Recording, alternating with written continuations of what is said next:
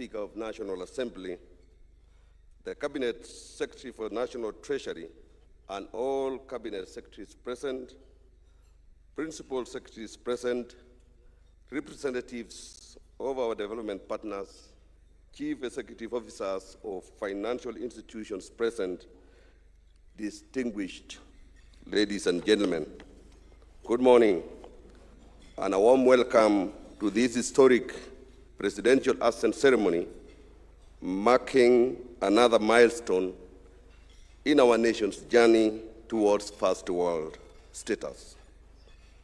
We are now honored to be joined today by pupils from our primary, junior, and senior schools representing tomorrow's custodians of our nation's wealth in the plenty within our borders.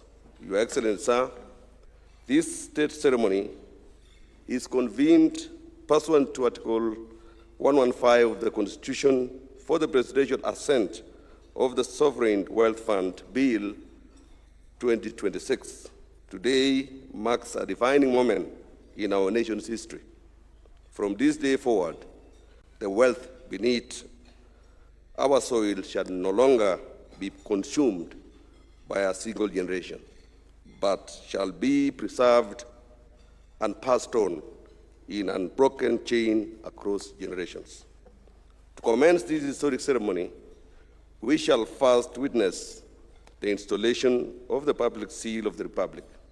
The public seal is the supreme emblem of the executive authority of the Republic, affixed only to the most solemn instruments of state. It bears witness that the sovereign will of the people, expressed through the Constitution and enacted by Parliament, has attained its final constitutional authority through the President as the head of state and government.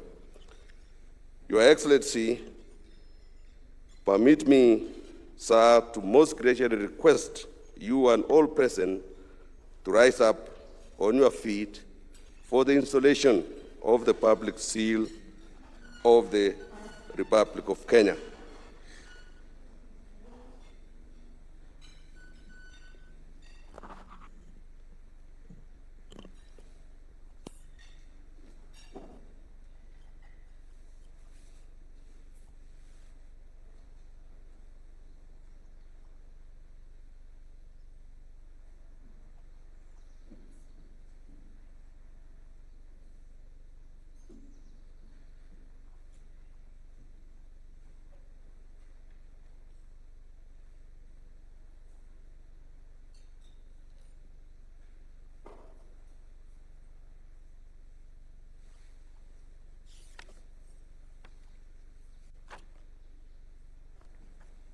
Your Excellency, sir, ladies and gentlemen, you may kindly take your seats. Sir, with the public seal in place, it is now my distinct honor and high privilege to invite Your Excellency to take your place in the ceremonial arena.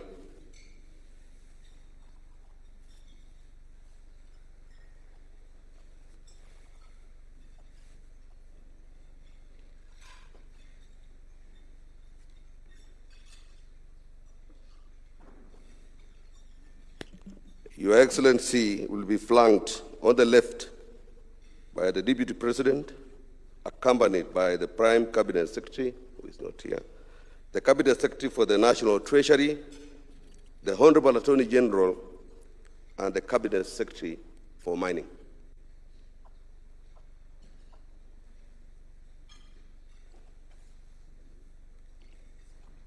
And on the right, we will have the parliamentary leadership led by the Speaker, the party leader of ODM-EV has arrived, the majority leader, the deputy majority leader, the deputy majority whip, and the deputy minority whip has arrived.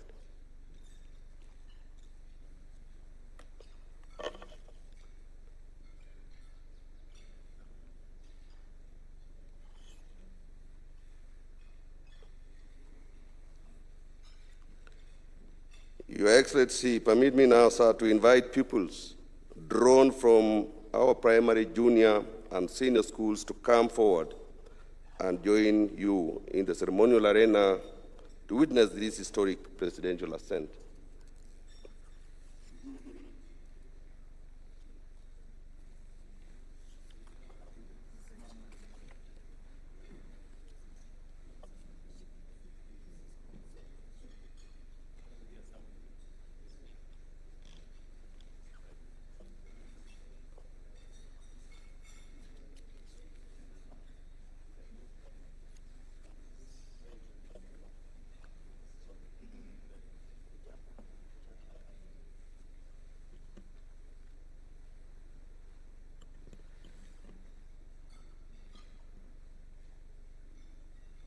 So, Your Excellency, these pupils collectively represent part of the generations for whom this fund has been established, reminding us that today's natural wealth must become tomorrow's inheritance. Your Excellency, sir, with the National Assembly having discharged its constitutional lawmaking mandate in enacting this seminal legislation after 12 years of waiting, it is now my most humble duty to petition Your Excellency, as Head of State and Government, to exercise the authority conferred upon you under Article 115 of the Constitution and assent to the Sovereign Wealth Fund Bill 2026 into law. Your Excellency, sir, with your kind permission, I now invite the Clerk of the National Assembly to present the vellum copies of the bill for your consideration and assent.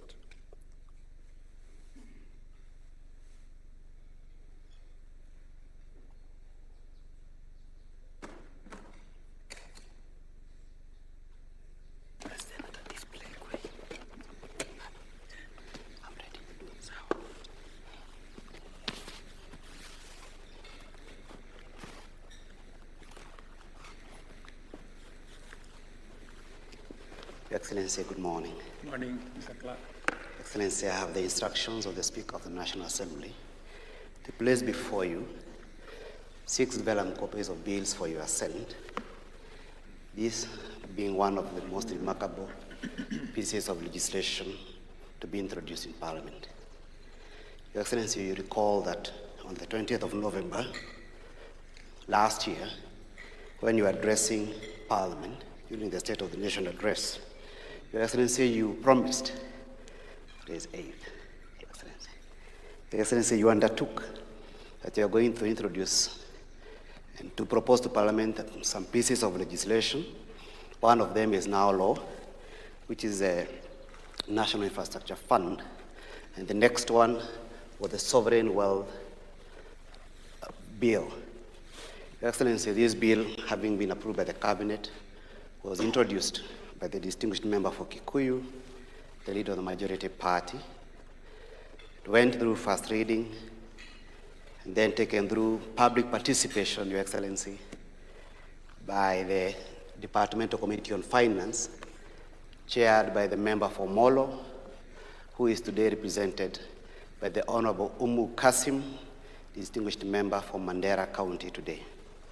Your Excellency, this bill proposes to provide a legal framework for the establishment of the Sovereign Wealth Fund, and also provide institutional framework for the proper and efficient management of that fund by distinguished professionals who are competent enough to take care of the fund. With that in mind, the fund establishes 3 components of itself. That is, first, the stabilization fund, which is supposed to assist the national government to cushion the people of Kenya from any shocks that may be associated with macroeconomic instability globally, including pandemics and other natural phenomena and conflict like that, the one that was witnessed, Your Excellency, in the Middle East. The second component is a strategic infrastructure investment fund for purposes of pooling resources with the private sector to construct our infrastructure. And the third component, and the most exciting, Your Excellency, is a Future Generations Fund. This bill provides, Your Excellency, that the Future Generations Fund will have a component of not less than 30% of the funds. It has gotten the highest amount of protection compared to the other three components, including the fact that you cannot borrow against it, you cannot do collateral against it, and there are certain prohibitions of investment against it, so that those funds are secured for future generations, as indeed required, Your Excellency, under Article 201C of the Constitution, Your Excellency. This bill provides that the fund will be managed by a board, the chairman appointed by the President, the Cabinet Secretary for National Treasury, Cabinet Secretary for Mining, Cabinet Secretary for Petroleum, and 4 other persons who will be competitively recruited, Your Excellency, depending on their competencies, to sit in that board. The board provides certain protections to the fund, including the investment, establishment of investment manager. It establishes where funds can be invested and where funds should not be invested, Your Excellency.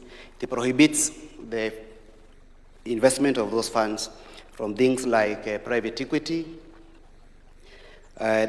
speculative derivatives, and other commercial investments which are high risk. The idea is to protect the fund from the risk appetite of the board and also ensure the fund is well protected, Your Excellency. It also requires that the fund shall be managed in accordance with the Public Finance Management Act, together with other provisions contained in the Act, Your Excellency. The bill has 4 schedules. One of the schedules provides for how the investments can be made, how drawings can be made, the affairs of management, the management of the affairs of the board, and many more. 61 clauses, Your Excellency, and 4 schedules. Permit me, Your Excellency, to end my commission for the day. Thank you. Thank you, sir. Your Excellency, in observance of the constitutional requirement that instruments issued by the head of state be executed under the hand and seal of the President, I now invite Your Excellency, accompanied by the pupils, to affix the seal of the Republic to the bills, thereby perfecting their enactment into law.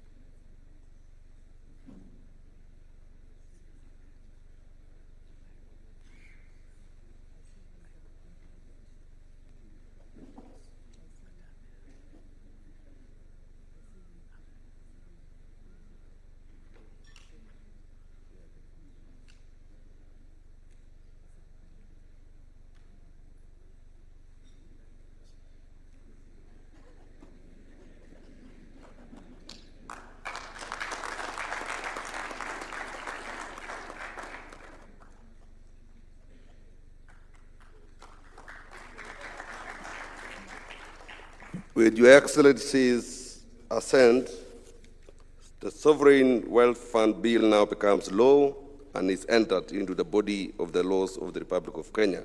Through this enactment, the nation's journey towards first world status is firmly placed on course. So, Your Excellency, you may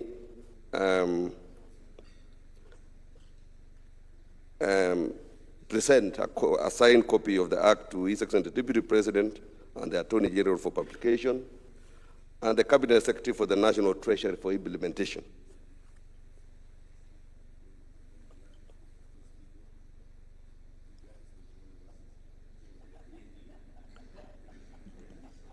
And thereafter, you may present to the Speaker and all the Leader of Majority and all other members of Parliament present.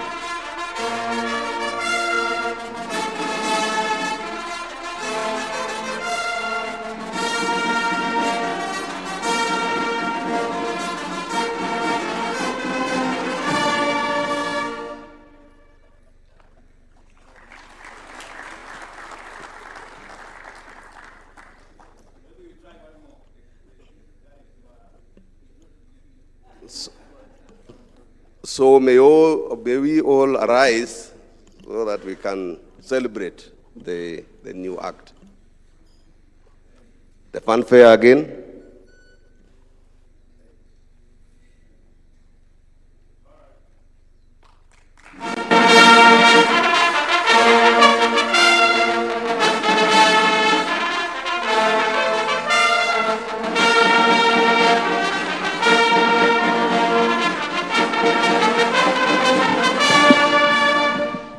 Your Excellency, you may resume your seat.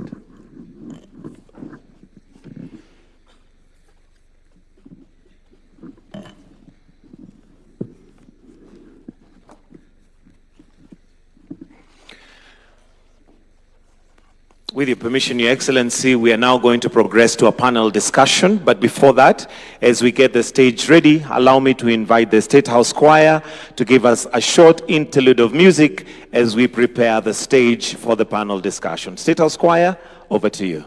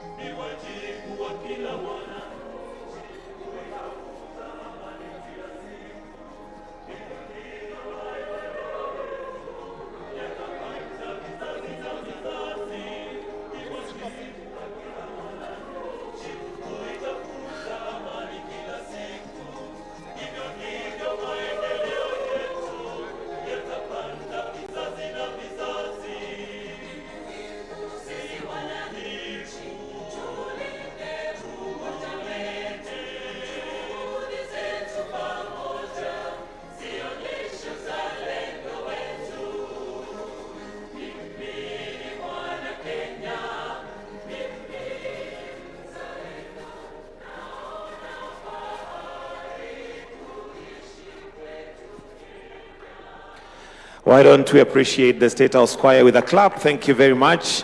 With a wonderful song right there, Naipenda Kenya. Your Excellency, with your permission, allow me now to transition to the panel discussion, and at this point to invite the moderator or the discussant, which is Mr. Wallace Kantai, Head of Communication at Central Bank of Kenya, to take his seat. We can give him a clap as he's coming. Karibu sana, Wallace.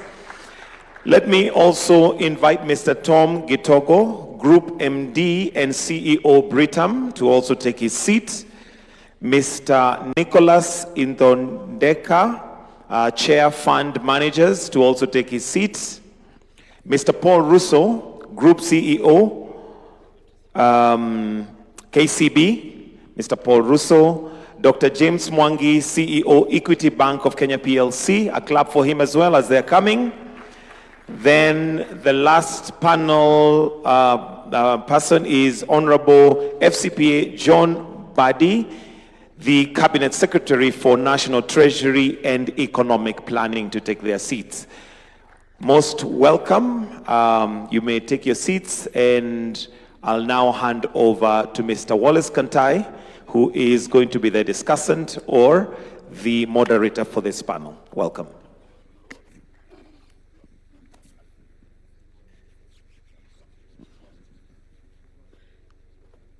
As we wait for our last participant on the panel, Your Excellency, the President, Your Excellency, Deputy President, fellow guests, and I dare say it's a room full of friends. Hamjambo. I will not do what I used to do, which is commentate on this, but I think permit me to say it's a very exciting day. And I think primarily not so much with the top people that we have in front of us, but the guests, Your Excellency, who you had just a few minutes ago. I think we haven't seen that in too many places, and I think recognition that this is on their behalf. We are custodians of all these resources on behalf of those generations. So gentlemen, and my apologies for gentlemen only on my panel, I promise to do better next time. We want to begin this conversation and want to keep it moving fairly quickly. And I think the best person to begin with is the Honorable Cabinet Secretary. We have said many times that we are on the road to Singapore.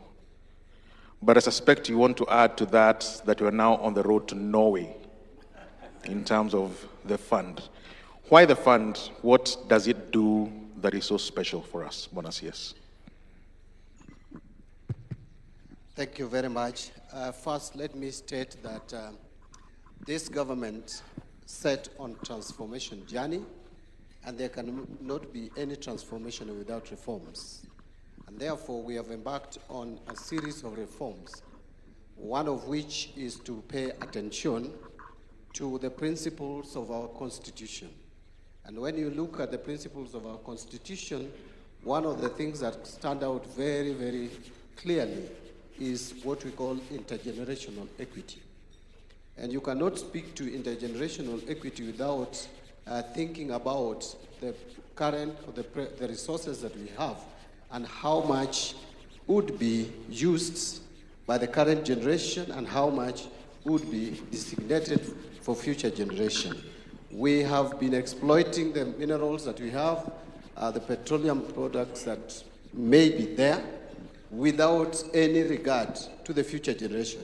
I'll give you an example that we have had minerals in Kwale, but going forward, and the future generation will be asking, where is that mineral that we hear was in Kwale? We would not have an answer.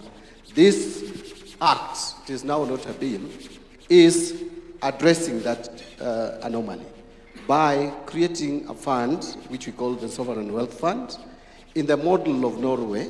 I know there is also another model of the UK, but ours is borrowing largely to the model of Norway, where now we are creating three funds. The first one is the Stabilization Fund, and the second one is the Strategic Infrastructure Fund. But the most important one, which has been ring-fenced and protected through the Act, and where we have designated 30% of all the revenue that would be generated from minerals and petroleum proceeds to go into, and that is the intergenerational or the future generation fund, which is for the intergenerational equity. So that is what is distinct, and this government will go on record in history as that government that thought about the future of generation of this country. Thank you, Bonas. Norway is in the quarterfinals, by the way, of the World Cup. We hope that that's an additional promise you're making to us. Bonakili, you've been in charge of public funds, in a manner of speaking, for a very long while. How exciting is this moment for you, and what does it mean going forward? Thank you very much. On behalf of our pension industry, I would like to say we are very excited because we normally deal with intergenerational wealth, actually, because we deal with pensions for the current generation, we deal with the future generations, and as a trust. For me, it's exciting because I believe that we should actually consider other sources of funding this sovereign wealth fund beyond the natural resources. I believe any Kenyan of goodwill should be allowed to donate their wealth to the sovereign wealth fund. So I want to suggest that the House of Parliament should consider an amendment to enable any Kenyan or even any foreigner who loves Kenya of goodwill to donate into this fund. I would be one of the first ones to put some of my wealth in my will to the sovereign wealth fund. Secondly, there are many other sources like unclaimed financial assets.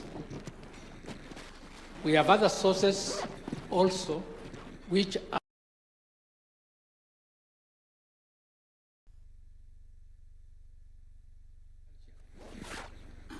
obviously we need to consider that these resources are attached to go to this sovereign wealth fund.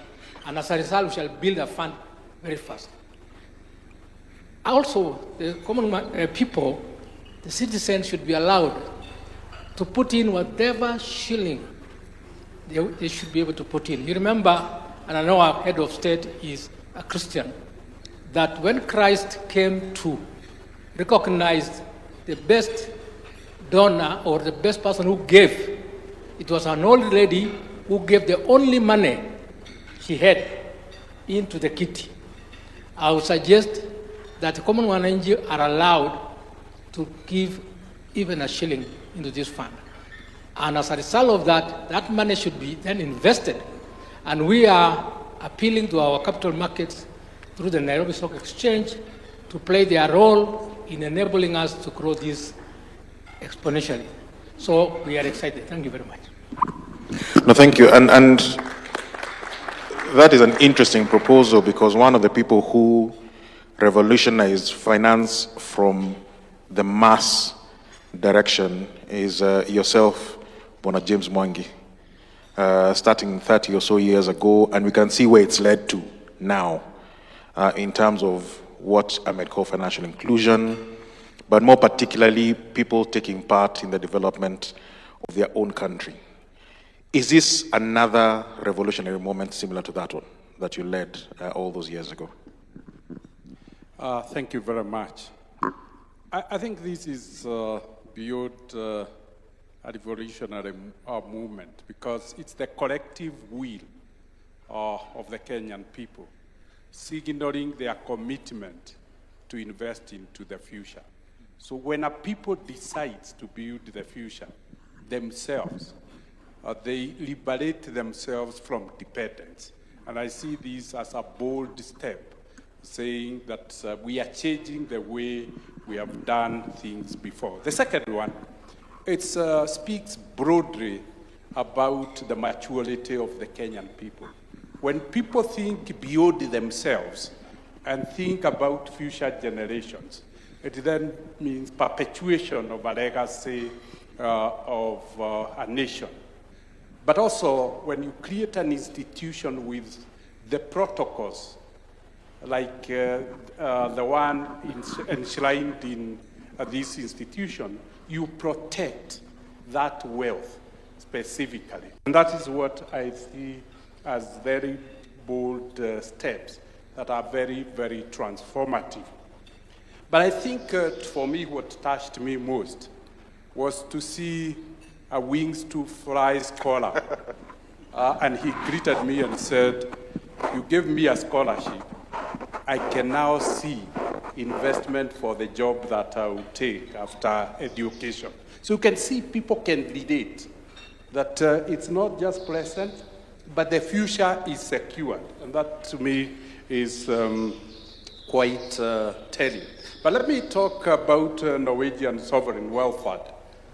That is maybe the best example, and you can compare it with the British sovereign wealth fund. They were started at the same time for the same purpose, but you can see Norway now has 2.2 trillion US dollars in the sovereign fund for a population of 5 million people. That is staggering. They have not only secured their children, they are now securing grandchildren. But what is unique about this, and I say it, I know it well, because 14% of the entire shareholding of Equity Bank is by the Norwegian Sovereign Wealth Fund. You could imagine, we Equity are limiting 14% of all the dividend we are paying to the Sovereign Wealth Fund. So the structure of investment, they can tap on the best investment in the world to facilitate the growth of their wealth. But we have borrowed this concept as equity. We all know equity 30 years ago, you have evoked 30 years ago. The smallest financial institution in Kenya, number 66 out of 66, but it's the discipline of thinking about the future that has created equity. The last time equity raised capital was 2007. 2007. But 20 years, we have funded by sharing today's prosperity to build the future. We only pay 30% of available for distribution as dividend and reinvest 70%. And I see this is what the country has started to do. Thank you. Thank you. And Bonaruso, you're also in the banking sector, but I'll approach it perhaps more directly in that regard and where the banking sector is today and what it looks like going into the future. This is new, but it's also very big in terms of the resources that will be in it and also some of the ambition behind it. How do you think the banking sector will interface with it and react to it? Yeah, thank you, Wallace, and thank you, James, for pitching for the banking sector and the role that we need to play. I think just in the first instance, when you see the captains of industry that are present here for banking, tells you how important this is. I think we have more than 10, if I'm not wrong, of CEOs from banks that are present here. Wallace, I think I'll start by answering this question broadly. I think we've pitched the country in a number of instances from banking sector from a return on investment basis. And that has been significantly high. I think we've done extremely well. These two funds, and I'm lucky to sit in the council of the National Infrastructure Fund, these two funds specifically set two major requirements for us to take the next bold step for the country. One is governance and transparency. I think if there is an assurance that every single investor has been looking for, I think that answer has been provided in the way these funds have been structured. And that's extremely very important. And to take it also on a lighter note, in every single time that banks have attempted to de-risk investment and working with government, we've been going for letters of support. We've been running to say, give us some guarantee, something we can hold on to. I think these funds have been structured to be able to de-risk investment and how we work to bring to life significant infrastructure investments in the case of NIF. But on this particular fund, also starting to take a bet on the country. So let's just take, for example, Gulf Energy investing in, taking over Talo and investing in Turkana, which KCB is supporting. I think you can see from a commercial investment, but today you see from a future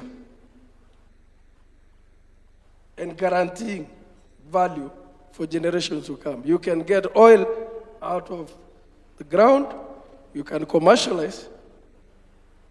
We can all be happy in the current instance, but this fund ensures that future generations benefit out of that. And I think for banks, there lies the confidence and how we should then be able to support that we are not just investing for today, but we are playing and putting our bet on the country for the future. And since you still have the mic, Mr. Ruto, and taking advantage of the fact that lots of Kenyans may be watching this right now or later, what then is the difference between the two funds? Because they'll see within a very short space of time, we have two very big funds. We are making, rightfully so, a very big deal out of them. What then is the difference? Where would their attention lie depending on where they're coming from? So I think, I'll try and be basic, Wallace, in this front. I think the National Infrastructure Fund comes in to answer the question. Because there are no easy choices from where we are as a country. Let me be, as chairman of KBA, right? You've borrowed to the limit. Yet we must deliver critical infrastructures. And I think sometimes we let government speak about it. Private sector must speak about some of these things. We can complain about Jomo Kenyatta International Airport. We must put our neck online to make sure, as for example, Jomo Kenyatta International Airport is done.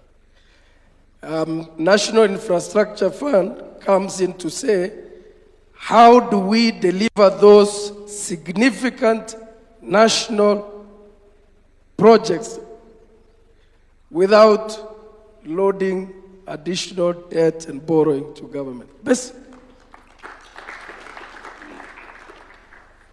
And that I think is and those infrastructure projects are here. They are not things we are going to think futuristic about. I've just given you an example of JKIA. Sovereign Wealth Fund then says, but I've got resources, whether the underground, the overground, whether you're talking about carbon, I think mining has been specified, petroleum has been specified. I think carbon should be in that category. I think Kelly just talked about well-wishers and people who want to deeply invest in this country. But it says, hello, we're not spending it for those of us that are here today. We have to have a structure to ensure that future generations are protected and that preservations happen in a well-governed, transparent manner. That's the difference of the two funds in the most basic way, because I think we're speaking to Kenyans, not financial, experts that we are. And in both instances, and you can see, it is asking for expertise from all sectors and all fronts. It's not a government-led and it's not government-driven agenda. It is a collective. So if you see the infrastructure fund and the chair of the council is here, because just of the structure, and probably is the only fund that starts with money already, the quality of applicants for the board has shocked many of us. never have we seen that level of quality of applicants from private sector wanting to fund. I can assure it's because of the structure and how it has been defined. And I had the advantage of being a panelist. Now, if you look at this, the sovereign fund as well, it has 4 independent, competitively recruited individuals to represent. I think we have to pay attention to governance and transparency in both funds and how it's enshrined in the acts as a way of sustaining and building confidence. Because all of them will thrive on confidence, isn't it? Investors thrive on confidence. So I hope, over and above just clarifying the difference in the basic way, to stretch it a little bit and probably challenge us in the private sector to start being advocates of certain things. I think James just mentioned about the Norwegian fund. We've got to try and then advocate for that to come to life. Thank you very much, and I think that's a very useful set of clarifications you provided. Bwana Ithondeka, I noticed you and your colleagues walked in very excited until a few minutes ago. Then you were told, kill the word risk from your vocabulary. At least the people on my table got very unexcited. How should you look at this? Because investment and returns does have a certain element of understanding and taking on risk. But a sovereign wealth fund, wherever you look at it, including ours and what you've said here, is that risk element must be controlled, because we can't go off on adventures when the future generations are looking at us and they find that the coffers are empty. How do you then deal with that? Thank you, Kantai. And indeed, you're right. Your Excellency, when you walked in here, I noticed most of my council members were salivating until the element of risk was put in the table. Allow me to say this, Your Excellency, because I am the chairman of the Fund Managers Association. There are quite a number of council members in the room, and I need to make sure when I go back, I'm still the chairman. So, Your Excellency, what they asked me to do today is to convey just one thing, to tell you thank you so much, because in the last 3 years, we are delivering double-digit returns to our clients. And this is the 3rd year in a row that we are seeing our numbers hitting almost close to 20% on our funds. And the likes of Dr. Kili are very happy, the likes of Koros, the likes of Dr. Yabe, and that movement that has been there back to back, as they say in football, Your Excellency, is because of that focus. So we must say thank you for that braveness, walking into the markets quite quickly as soon as you took over, and that excitement and that confidence was executed in the market. Your Excellency, they say when I was a young man, one of my council members used to tell me, he was my boss then, now I'm his chairman, so life can change. He told me that fortune favors the brave, and Your Excellency, you have done that for us, and you have led from the top. So Kantai, you talk about how does it relate in terms of risk and in terms of protecting our markets. The capital markets, as you may know, Your Excellency, we thrive on what he calls stability. Around the table there, we were discussing the fact that one of the strongest pushes for the last 3 years was the fact that there was stability. There's always movement in markets, but if the movements are predictable, if you're talking about the 2-3% movement, any investor can take that. And I can see my good friend Tadase is on your table. And he keeps on looking at me like someone who, like they look at a child who never appreciates what he has. And the word they use there out there, Your Excellency, is demographic capital.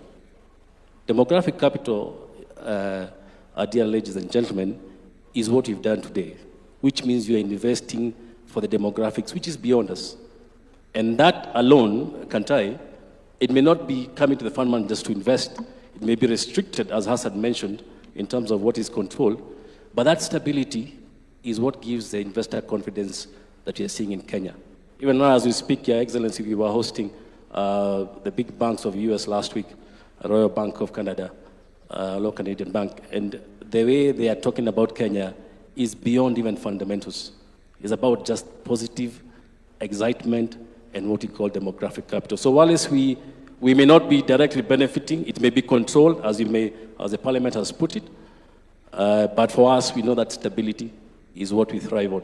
Stability of markets, predictability of returns, when people can invest and be able to see what is coming in the next 3 years, for us, we are more than happy to continue residing in this economy and doing the best we can. Thank you. Thank you. Bwana Gitogo,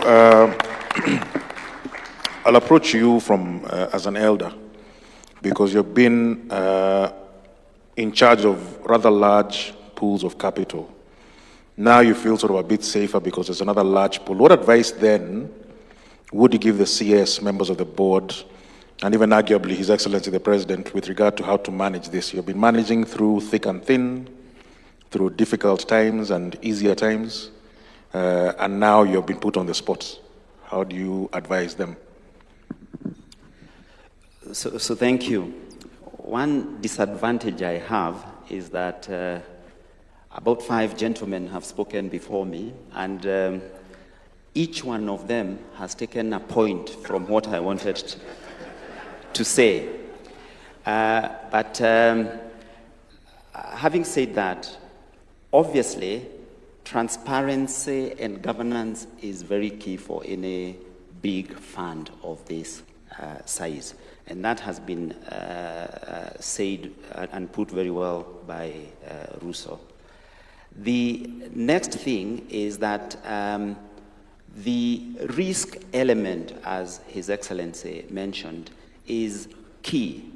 The approach of the investments need to take into account what the purpose of the fund is. There's 3 bits. Obviously, the stabilization, which is very good for our economy. It will attract investors, big and small, because of that stability. Economies go up and down. There's nothing we can do about that. But with stabilization, that helps us attract and continue investing into the future.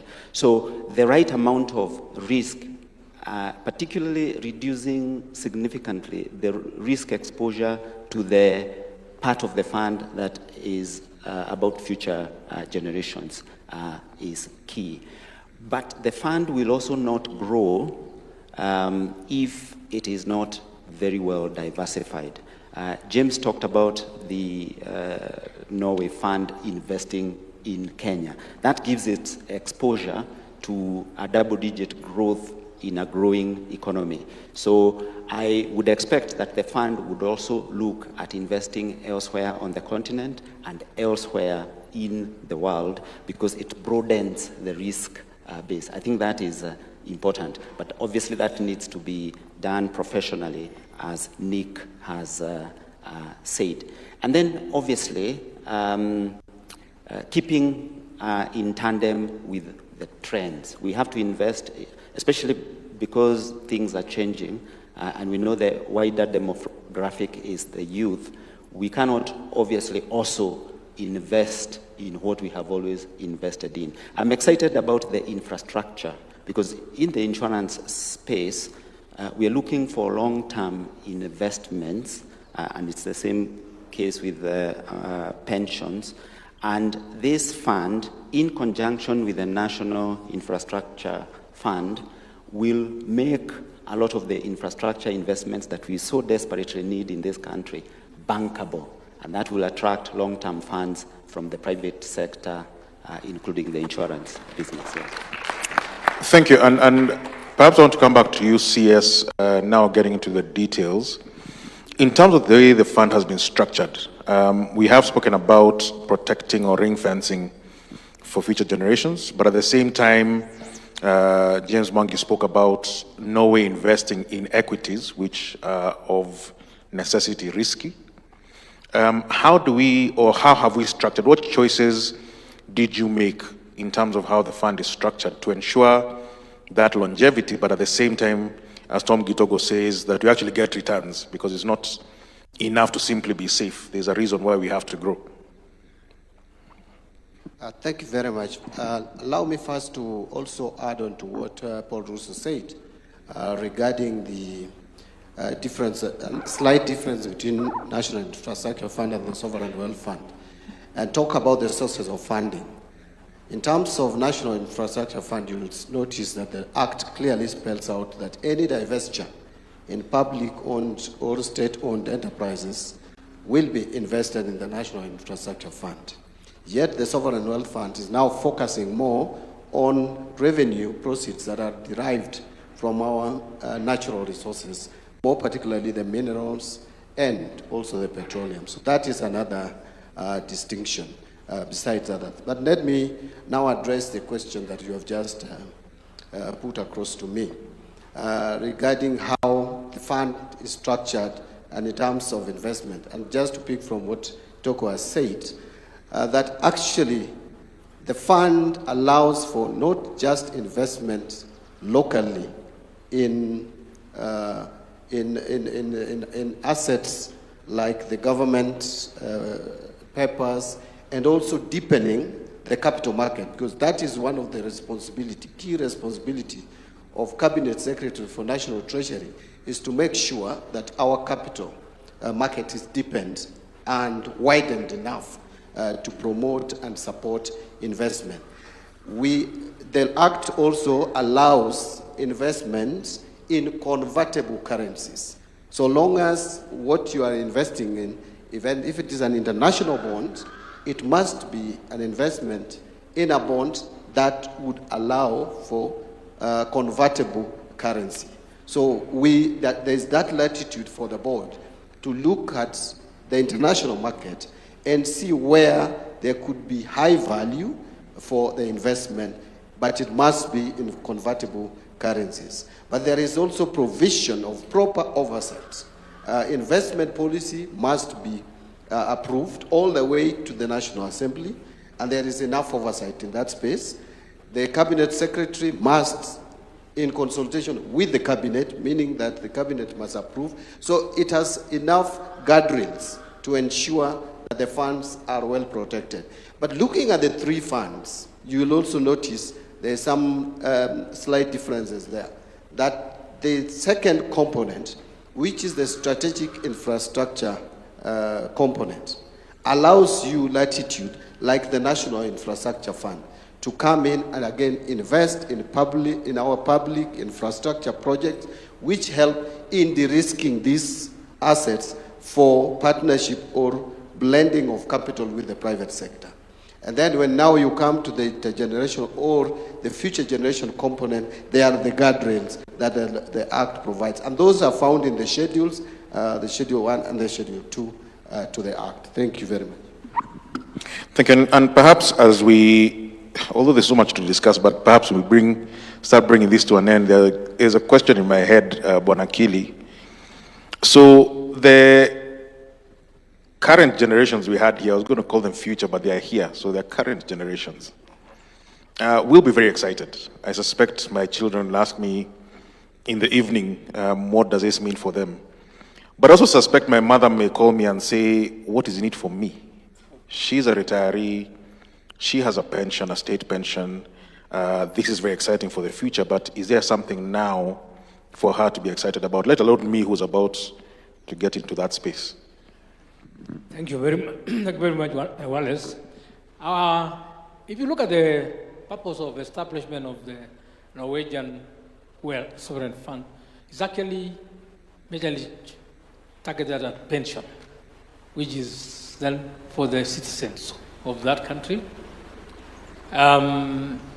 When I've had engagements with the Norwegian pension, that particular fund, and they say that they have saved enough that even if they don't get any new inflow into the fund can last more than 25 years plus.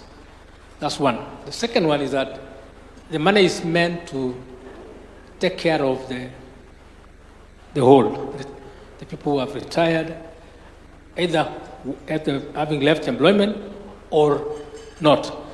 And I think it calls also for our country, and Your Excellency, I really want to ask you that now go to the next step.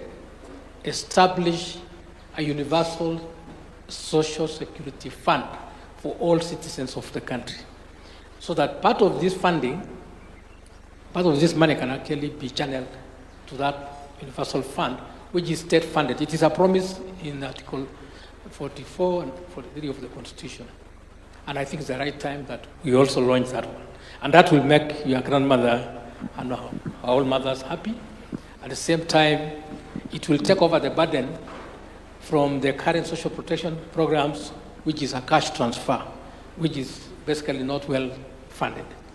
And for the future generations, now they will have some comfort in that there will be an element of assurance that the future is bright. We keep on promising them that the future is bright, but now they can see it and align with the fact of this particular asset being available for them. Thank you. Thank you. And I'll ask the four gentlemen before I get to the CS to wind up the same question. Where do you see this, let's call it 20 years, is a good time and a good window to look at it, starting with you, James Mwangi, for this fund? Where do you see us being? What I really see is a transformed public sector because what this fund does is that it creates disciplined planning. So we will now be a very structured, planned economy. The second aspect that I see is crowding in of the private sector. To me, this is a signaling effect. The bigger funds will come because these two funds de-risk, and they may just be investing 10%, and 90% will be private sector. So there will be massive crowding in, and like Singapore, which used Temasek fund, there is a possibility that we could be able to reach 25% investment as a percentage of GDP. And if you look at all stories in the world that has ended up well, investment as a percentage of the GDP is about 25. Kenya is at 18. These two funds, together with the crowding in of the private sector, would allow us to breach the 25% state. And then that can usher a predictable growth path for the economy to transition.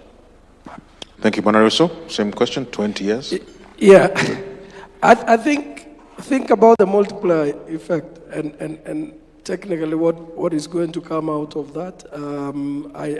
I personally see that level of confidence and the ability that you don't have to explain Kenya as an investment destination with governance and the transparency that is provided for.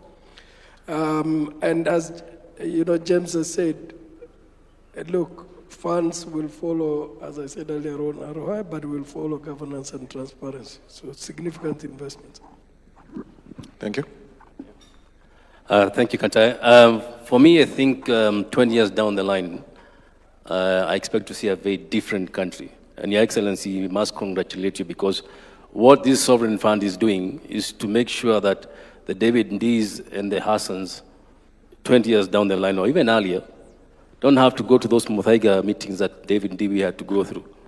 Every Thursday, just to think about how we will not default on the Eurobond, and God gave us that favor. So one day we write that book, Your Excellency, and we'll have a small chapter there of the late nights.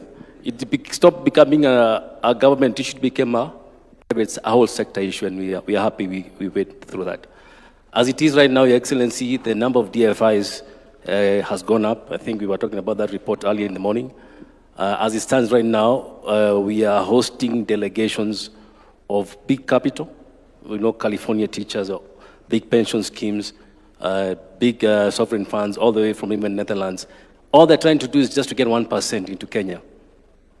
Remember that demographic of capital is what they're seeing. So 20 years down the line, I don't think any president will have to go through what you went through. You'll be having an economy which is running itself. And for the fund managers, please make sure your tickets are already in, because as you walk into the future, there's more money coming, chasing for the same resources. So we need to get ahead and protect our country. Thank you so much. Thank you. Tom Kitogo. I think for me, given the confidence that this gives and signals to the economic players, and given the work ethic of Kenyans, this gives us a sure chance of perhaps being the biggest economy on the continent. Oh, wow. Short and succinct, and that gives you pressure, Bonacius. Where are you taking us? Thank you very much. Wallace, first, let me make it clear that, in my opinion, President William Samoei Ruto will go down in history as the most reform-minded and transformative president that this country has ever had and probably will ever have. I say so because in this administration, we have seen privatization acts legislated in 2025. We have seen the Government-Owned Enterprises Act legislated and enacted, very transformative. And you know, when you want to transform a country or any system, you must disrupt it. So what we are seeing is actually disruption that is positive and progressive. We have just had National Infrastructure Fund enacted into law, and a fund that has attracted over 2.8 billion US dollars.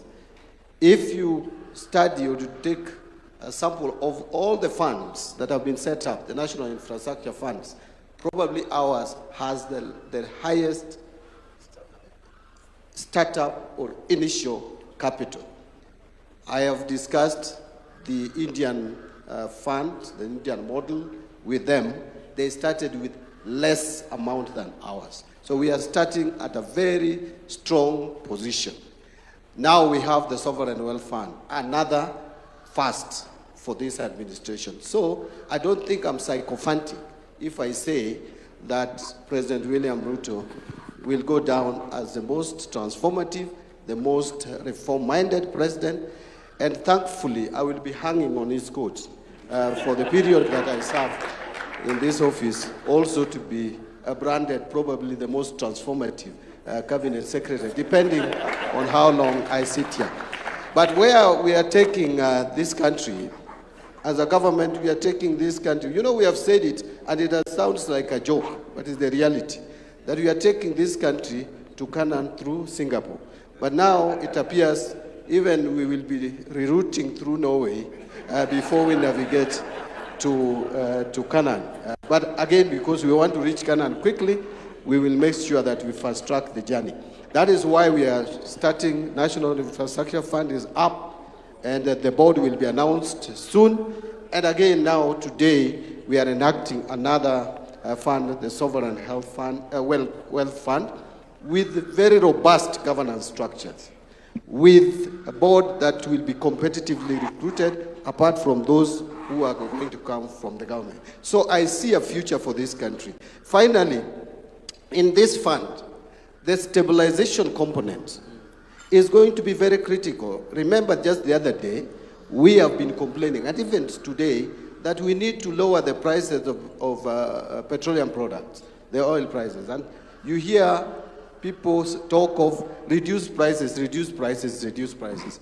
For you to be able to manage that, the shocks, you must have a dedicated fund that would help you do that. And this is one of the routes. It is not about shouting in political rallies. You cannot go to a political rally and reduce the price of petrol, for example. It is not possible. But that is what you are made to believe, that the government can just stand somewhere and say the prices of diesel will come from 182 to 60 shillings. It cannot happen. It will only happen when we have deliberate and dedicated funds which would help us in approaching such initiatives. Thank you very much.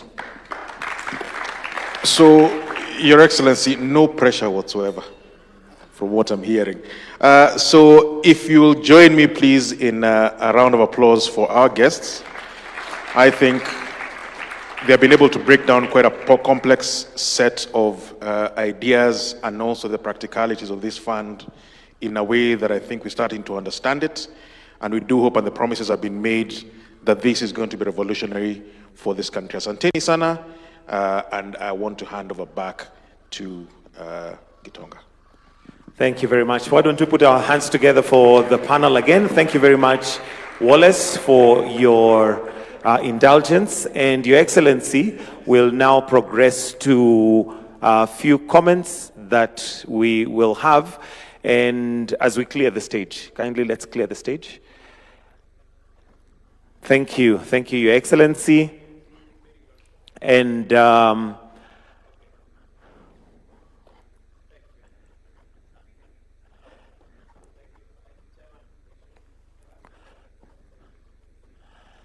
thank you, Your Excellency. So we'll now progress to a few remarks. And Your Excellency, it has been said that the youth are the leaders of tomorrow, but today we realize that they're not really leaders of tomorrow, they're already leaders of today. And to start us off on our comments, we have two students. You've listened or heard them before, and I'm sure they're familiar to a number of us. And I'll invite Lynn Mogore, who is the president of Kenya High School, together with Rooney Gitonga, who is also the president of Bureiruri Boys Senior School in Meru. Why don't we give them a clap as they're coming? Rooney, also please come so that you'll make your quick comments as we now progress with the rest of the program. You may use this as we progress. Rooney, please come so that you'll stand next to her. Please go ahead.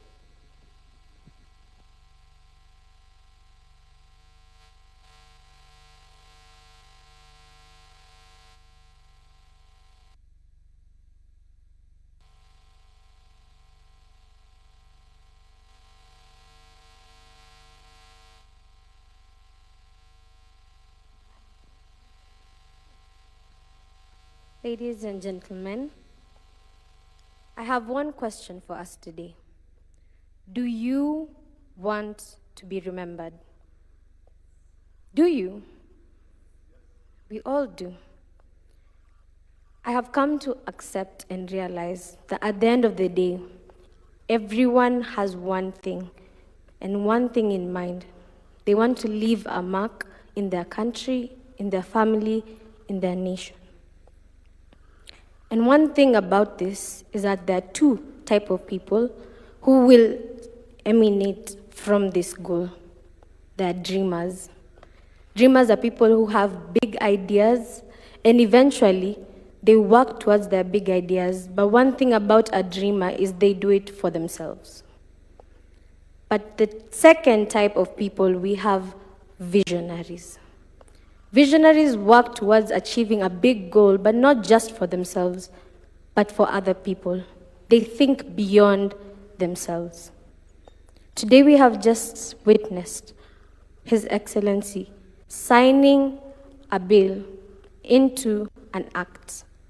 The bill itself is now an act, is the Sovereign Wealth Fund, pillared with three major funds: the Stabilization Fund, Strategic Infrastructure Fund, and the most important to me, the Future Generation Fund. I asked a question: do you want to be remembered? Your Excellency, allow me to answer this question for you. You will surely be remembered. Because you're not working towards achieving something just for the current nation, but for the future. And one thing that people don't remember is that in order to be remembered, you must stand the greatest test, which is the test of time. And one thing about time is it does not appreciate those who work for the fruits of today. The end of this fund has a principle that the wealth underneath our soil must outlive the resources themselves. To me, this is a call to action, not just for the government, but for us as the youth, to support the vision that this country has. I'd like to finish by saying, good things take time. This is a good thing. And it will take time, but it will be remembered. Thank you.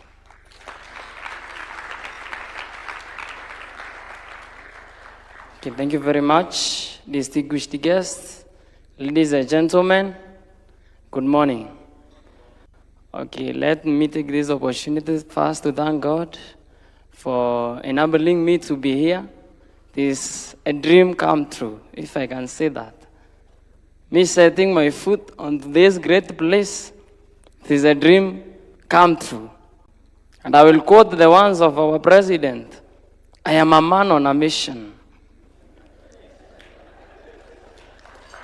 I don't have room to lose hope or any option to retreat.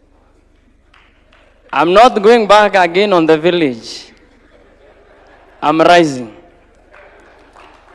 Okay, on this great day occasion, first, I would like to thank the government of Kenya under the leadership of our president.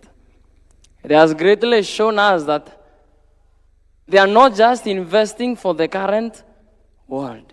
They are not just investing for the current nation. They're investing for the future. And this validates that our leaders, these great leaders of our nation, are optimistic for young men like us. They are not just building for themselves, but they want to create a generation where Kenya, at 50 years to come, at 100 years to come, will still remain firm. And thank you very much, Mr. President, for setting that foundation. You have laid a foundation that shall remain for many years to come. This, the Sovereign Wealth Fund, is such a great achievement that shall remain in our country for many years to come. I want to share this. Again, a quote that said that leadership is a privilege. Not only a privilege, but a privilege rooted with responsibility.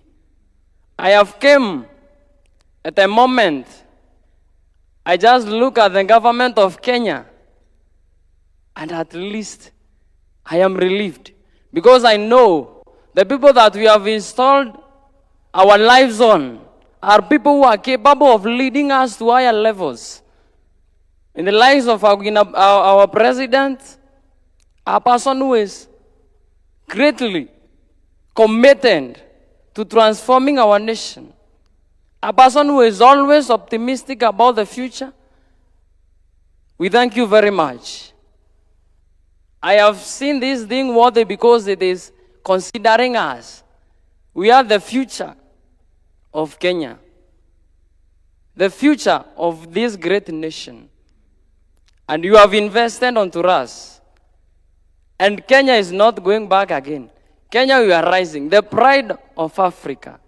That is our position. That is our milestone. I know challenges will come. But this great occasion of today has set a milestone that even those challenges, when they come, at least Kenya will be at a par. That we can affirm onto those challenges and we counteract them in our nation.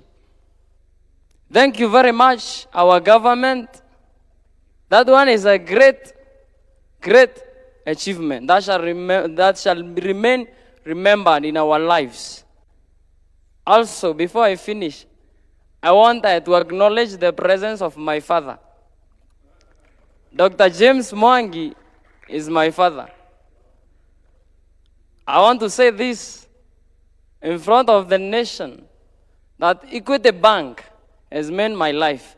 And I have promised him several times that I'm not turning back. He gave me a scholarship and a wings to fly to join high school. And I promised him that the opportunity that he gave me, I was worth it. And I'm not returning back. Thank you very much. Thank you very much. Thank you very much. Okay, may God bless all of you, and may God bless the Republic of Kenya.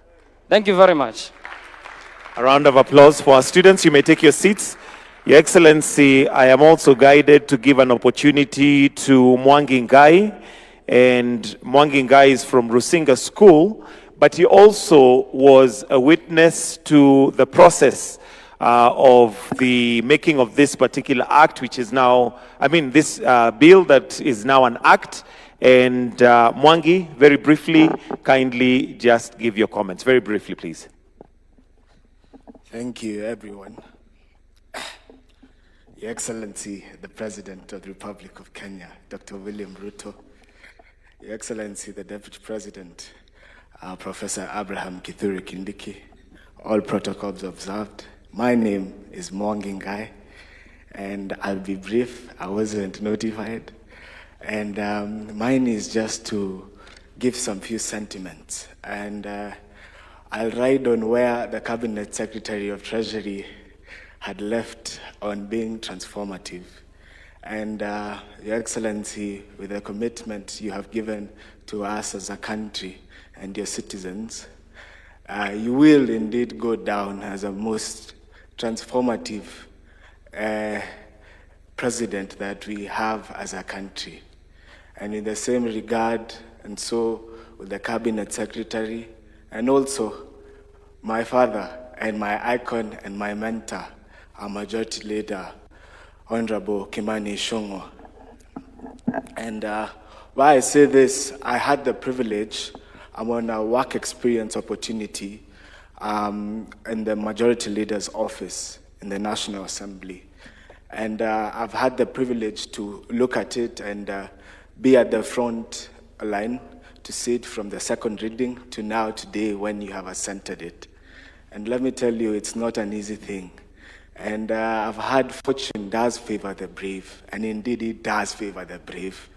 Times came that, I think it was last week, where people are not agreeing, and I realized that people want to pinga, wanataka kupinga serikali, wakiwa pale mbele in terms of when they're in plenary.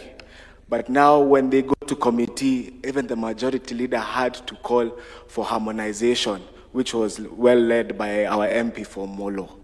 And let me tell you, indeed, finally, today the baby that has been taken through steps, through readings, through all those deliberations from the different stakeholders, the baby indeed today has come out to be very successful. And let me tell you, because I do have hope in this country, I'm very, very privileged to be here today. The Sovereign Wealth Fund indeed will cater for all of us, because indeed it is only the foolish people who use money for today and not save for tomorrow. But as my good brother has said here, that leadership indeed is a good opportunity to serve other people and not to take advantage of them. And indeed, today we are all testament to that. And Mr. President, thank you so, so much. Because indeed, and why I'm speaking with so much conviction, is because sometimes I sit down in my bedroom and wonder, where is this country going to? But when you see the big stakeholders, I've had, we call someone here Mr. Moneybags, but the real money today was on stage, talking and very passionate about this country, then indeed I have hope. Because the generation and the future that we say is in the future, that generation is referring to us. And indeed, I am grateful. And with that with those short remarks, Your Excellency, thank you so much. And I'm grateful for this opportunity. And may the good Lord bless you. And every day we are praying for you so that we transform this country. And indeed, Rome was not built on one day. And it's a step at a time. And we will indeed transform this country to be the next best country in the world. So thank you so much, Your Excellency. I'm privileged. Mwangi Ngai is my name. Thank you very much. Thank you. Let's give him another round of applause. Thank you. Your Excellency, your mentorship programs are clear, as we can see these are leaders being mentored today for the future. Your Excellency, with your permission, allow me now to invite the Cabinet Secretary for National Treasury, Honorable John Badi, to come and make some few remarks before we progress with the rest of the program. Kindly, let's welcome him with a clap. Welcome, Bwana Waziri. Your Excellency, the President of the Republic of Kenya, Dr. William Samoei Ruto, the Deputy President, Speaker of the National Assembly, and the other distinguished guests, ladies and gentlemen, good morning once again. Your Excellency, I am glad to be standing here today during this significant milestone that transcends the operationalization of a piece of legislation or just being a key statistics to our body of laws. This is a clear demonstration on the government's commitment in setting our country's sustainable economic foundation and ensuring that we have a nation that stands on stability, that stands on fairness, and which is offering equal opportunities to its people. Your Excellency, our economic policies are not just about managing the present, but it also must focus on building the future, and our delivery guardrails built around fiscal discipline, sound planning, and broad participation. My appreciation, you'll allow me, Your Excellency, goes to the leadership of the National Assembly, and more particularly the Finance and Planning Committee, who efficiently managed this process and delivered the final bill in a record time. At this point, Your Excellency, without any fear of equivocation, in my judgment, the 13th Parliament will go down in history as one of the most consequential from an economic reform perspective. In just 3 years, Your Excellency, the House has managed to deliver precedent-setting pieces of economic governance legislation. Just to mention but a few, the Privatization Act of 2025, the Government-Owned Enterprises Act of 2025, the National Infrastructure Act of Fund Act of 2026, and now the Sovereign Wealth Fund Act of 2026. The House has been critical in ensuring that NIF is fully operationalized by approving the sessional papers on government divestiture from Safaricom and KPC to provide the foundational capital as approved by the people of Kenya as presented in the Kenya Kwanza Manifesto. Your Excellency, when I make reference towards actualization of the Kenya Kwanza Manifesto, many people find me as a man at odds, and at times they refer to me as the biblical Saul. But far from it, beyond being a fast learner, Your Excellency, and which I have realized that fast learning and even reading is not very common. Actually, I realize that it's just with a minority, based on some of the instances that I saw in our August House during the recent debate on the finance bill. But that is on a light touch, with a light touch. Both the Kenya Kwanza Manifesto and Azimio Coalition Manifesto, Your Excellency, had lots of resemblance.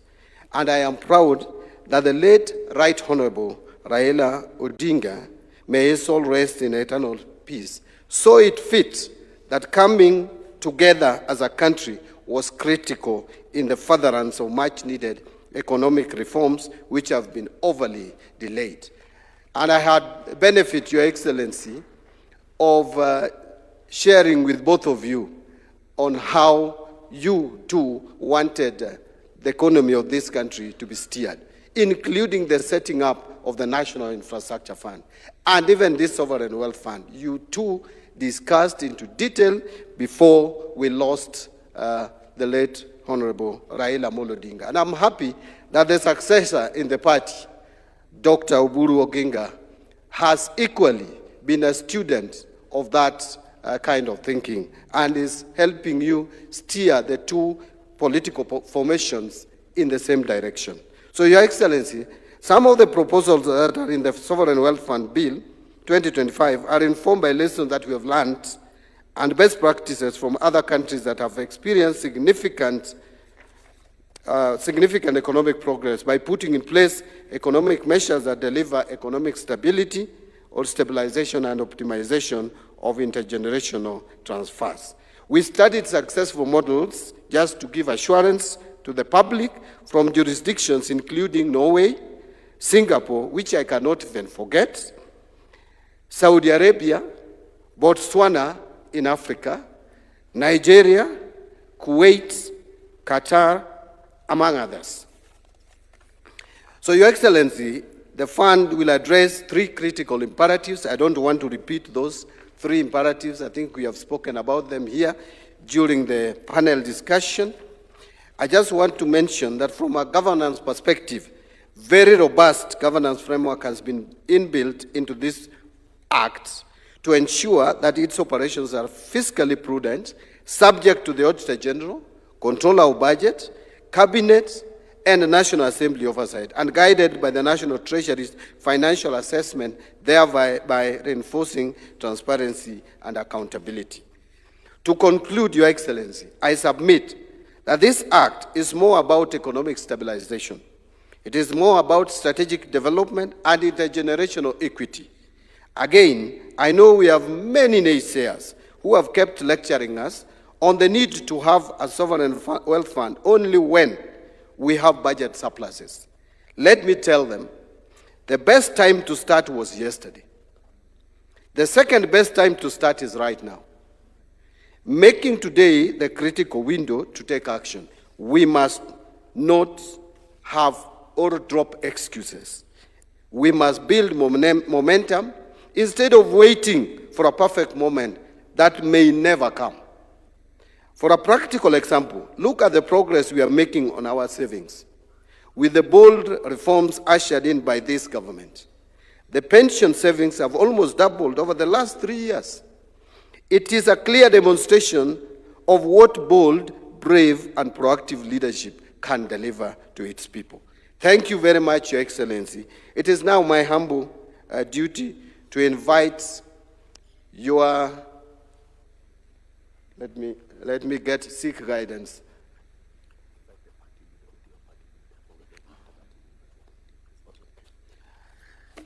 Yeah, I am guided appropriately, Your Excellency. Now it is my pleasure to take this opportunity to invite my party leader, Dr. Oburu Oginga, the party leader of Orange Democratic Movement Party, who will come make his remarks, and I will kindly ask him immediately, you are done, Daktari, you will invite the Deputy President, who will then proceed to invite the President. Thank you very much. Could we clap for the party leader of ODM as he comes?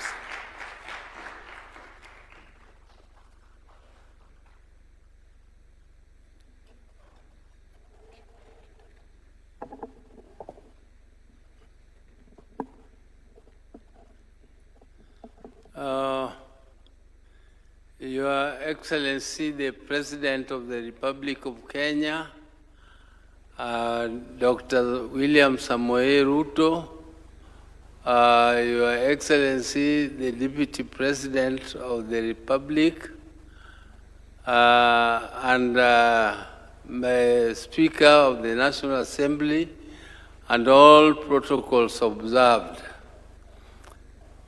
Your Excellency, the idea of establishing a sovereign fund is a very, very progressive idea. I first learned about it when I went to Botswana, where all the wealth they generate from their mineral resources are put into a sovereign fund. And that sovereign fund is for the future generations. And Botswana is not a big country. It's not bigger than our country.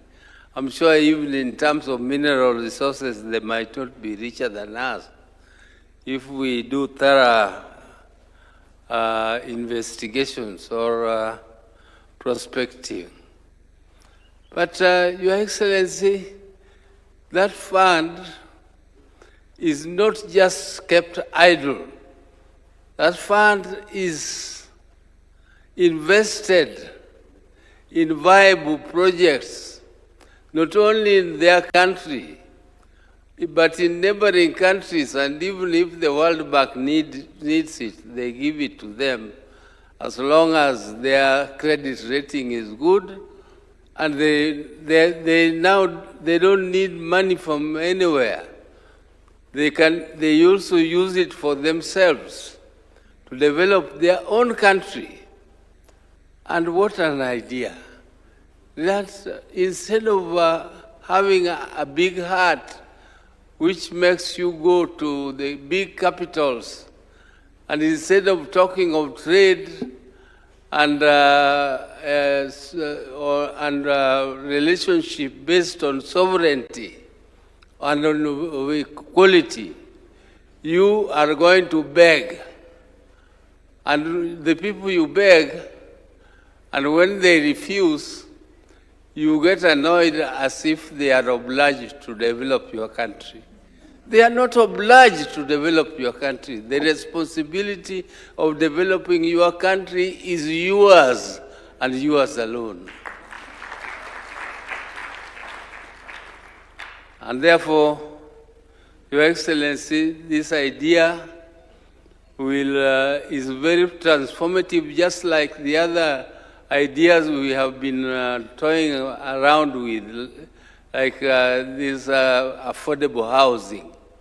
We have been in government. I was an assistant minister in finance. We tried to move, but private interests around who want to benefit from small infrastructure which does not move the country anywhere, always come in to put pressure on government not to move. And sometimes then there is too much democracy. There should be some little benevolent dictatorship so that some things can move. Huh?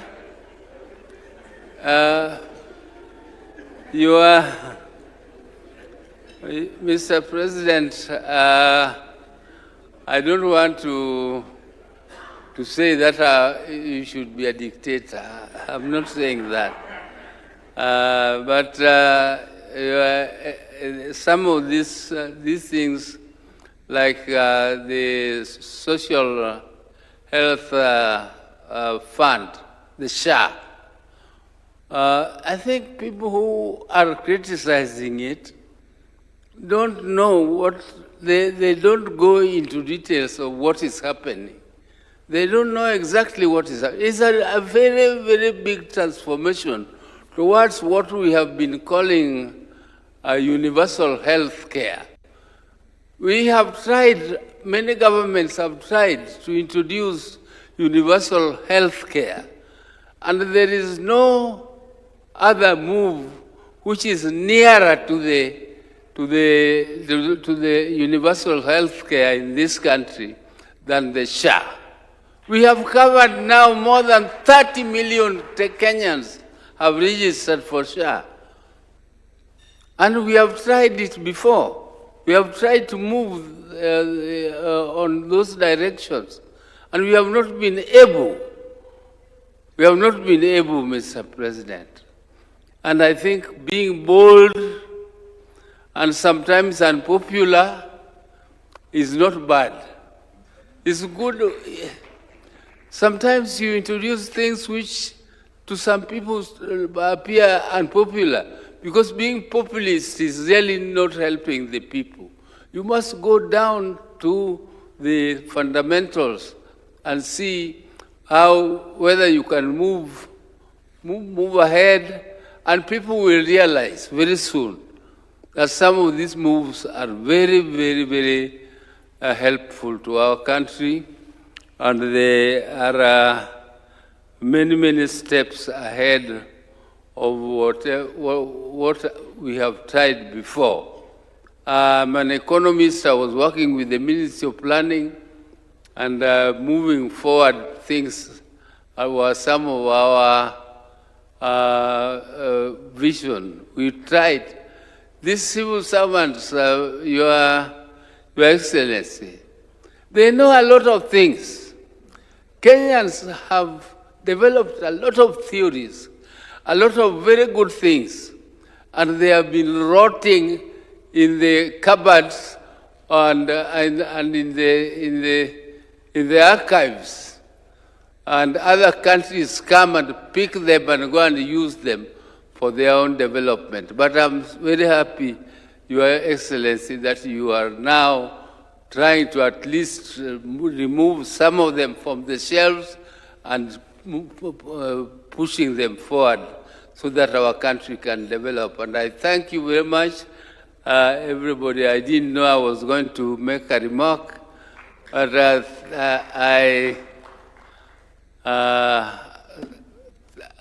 thank you for the opportunity.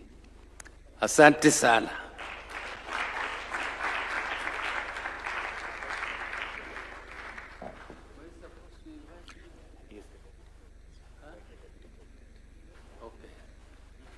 It is now my honor to invite His Excellency, the Deputy President of the Republic of Kenya, Honorable Kithure Kindiki. Thank you. Karibu.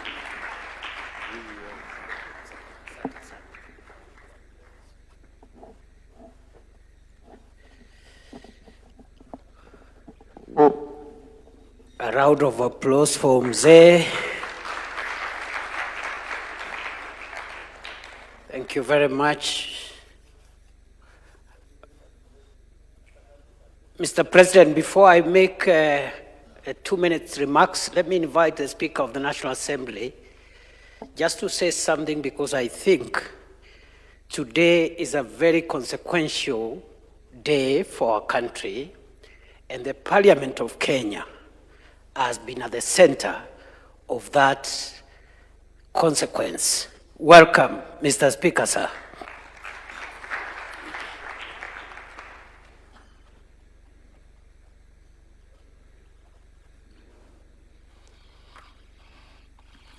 Thank you very much, Deputy President. Your Excellency, the President, I ride on all the protocols established. We say in Africa that he who stores food during harvest does not fear drought. And this is exactly what we are doing. The issue of sovereign wealth in our nation was a dream of our forefathers at independence. In the famous sessional paper number 10 of 1965 that we have been quoting in many different ways, the underlying message there was that the nation needed savings, and to save is for the future. When President Kibaki came into office, again, we prepared the economic recovery strategy for wealth creation with emphasis on savings. When the Jubilee administration came into office, again, the Sovereign Wealth Fund bill was proposed and attempted to be brought to Parliament. The emphasis, savings for the future.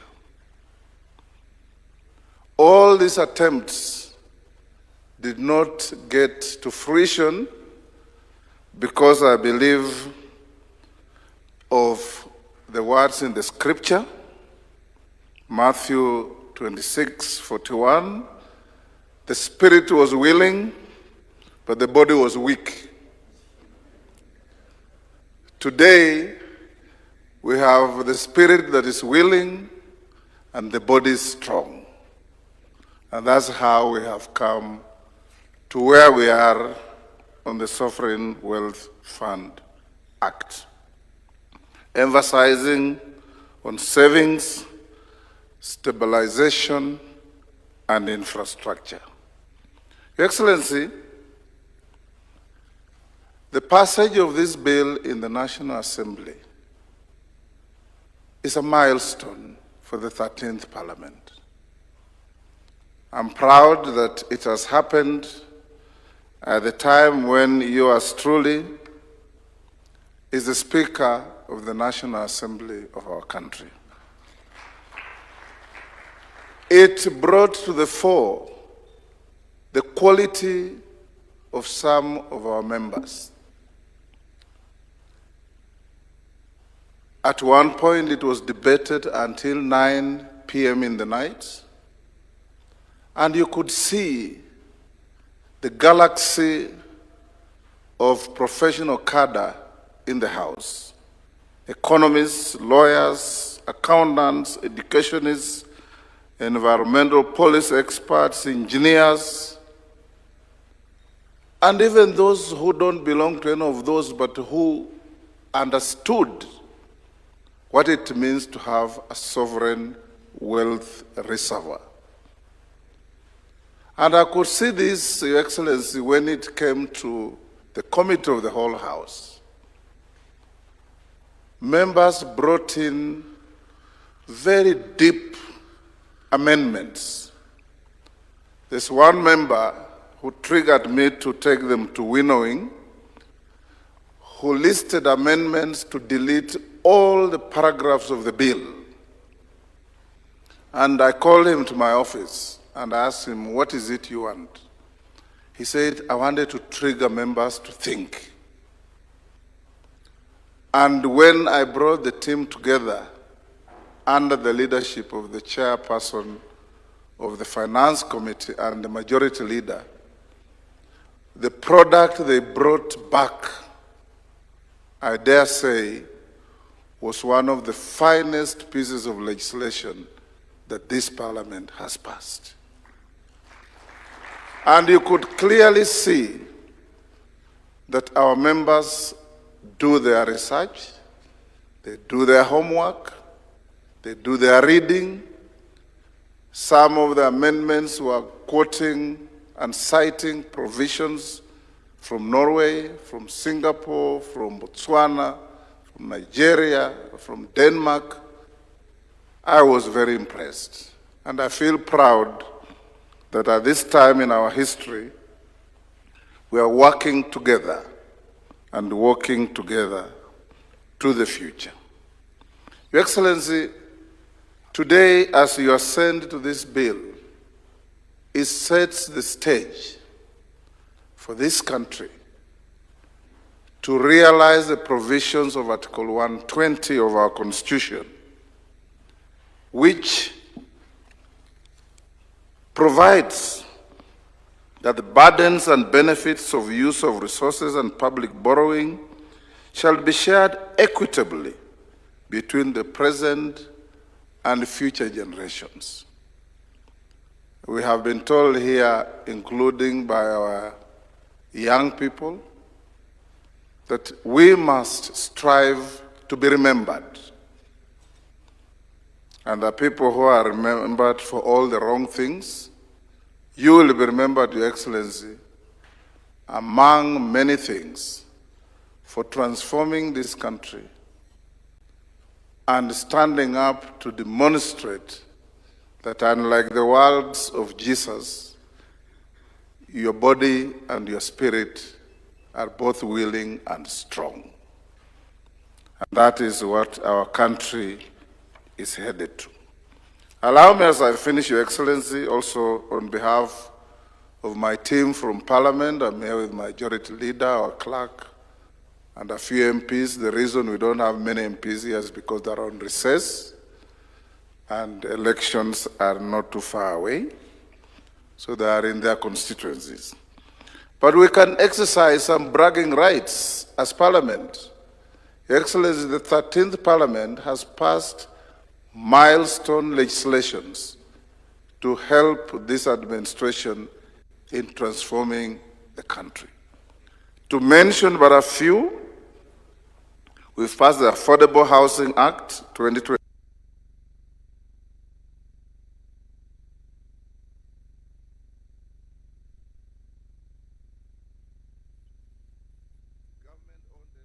Services 2025, the Judges Retirement Benefits Act 2026, which, Your Excellency, you remember the Chief Justice telling you that there was an attempt to change that act that was passed through colonial rule in 1948.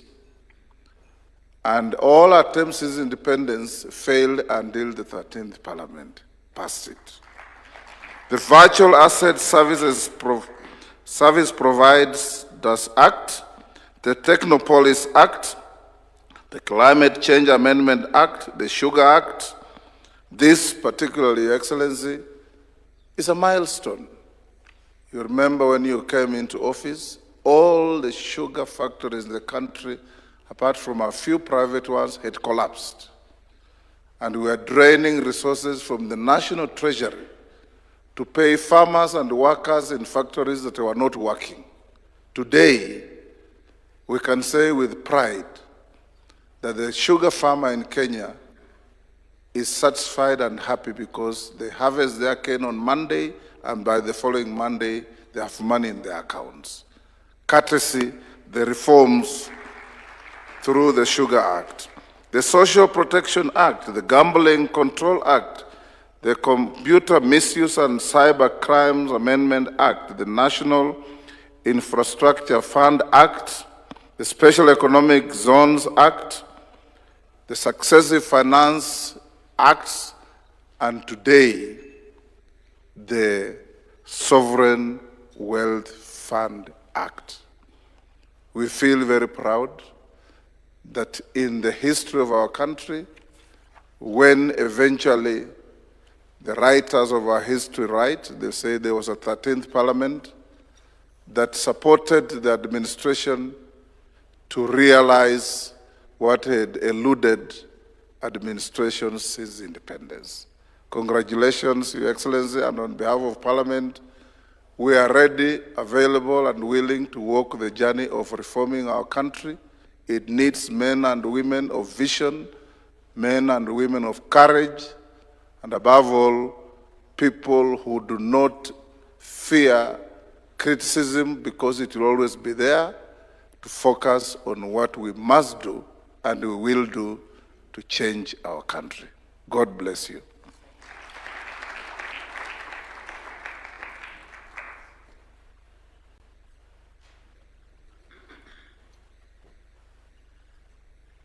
Mr. President, let me join all those who have spoken before me to congratulate you for leading our country into this remarkable occasion when we are witnessing the coming into force of one of the most consequential legislations in the history of our country that honors the requirements of our Constitution to use the natural resources we have for the benefit of both the present and future generations. Your Excellency, I have listened to all those who have spoken, the captains of industry who had very, very useful inputs and perspectives as we look towards the implementation of this law. And as the person you have entrusted with supporting you as you deliver the mandate of leading our country, I have taken notes on all the inputs that have been suggested by private sector leaders and all the speakers who have spoken before me, including Speaker Wetangula, who spoke when I was standing there. I didn't have my notebook, but I have noted what he has said about what we need to do as we implement this law. And because I have done that job, and because also today is not my day, allow me to leave it there so that as we look forward towards the implementation of this law, we will support you as you lead us to transforming our country and doing the heavy lifting that we need to do so that the Kenya of tomorrow can be better than the Kenya of today. Once more, Mr. President, thank you very much for your leadership and vision. Welcome and speak to the nation.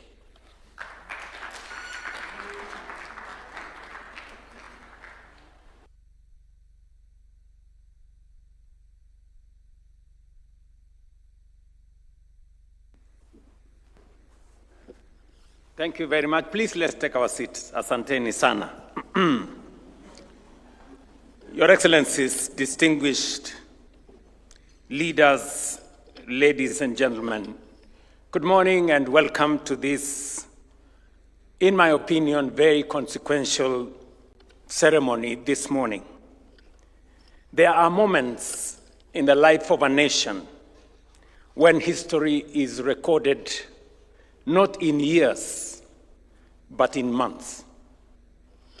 In March this year, Kenya changed how it will finance its development to build the assets of the future through the National Infrastructure Fund that we brought into force. Today, Kenya changes again how it will preserve its wealth and its future.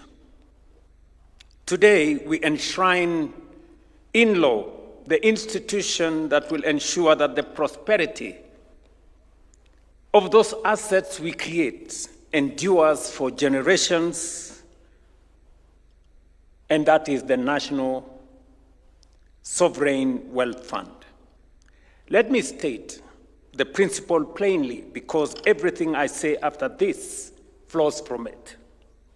If the National Infrastructure Fund builds the assets that grow our nation, the Sovereign Wealth Fund preserves and multiplies the wealth the assets create.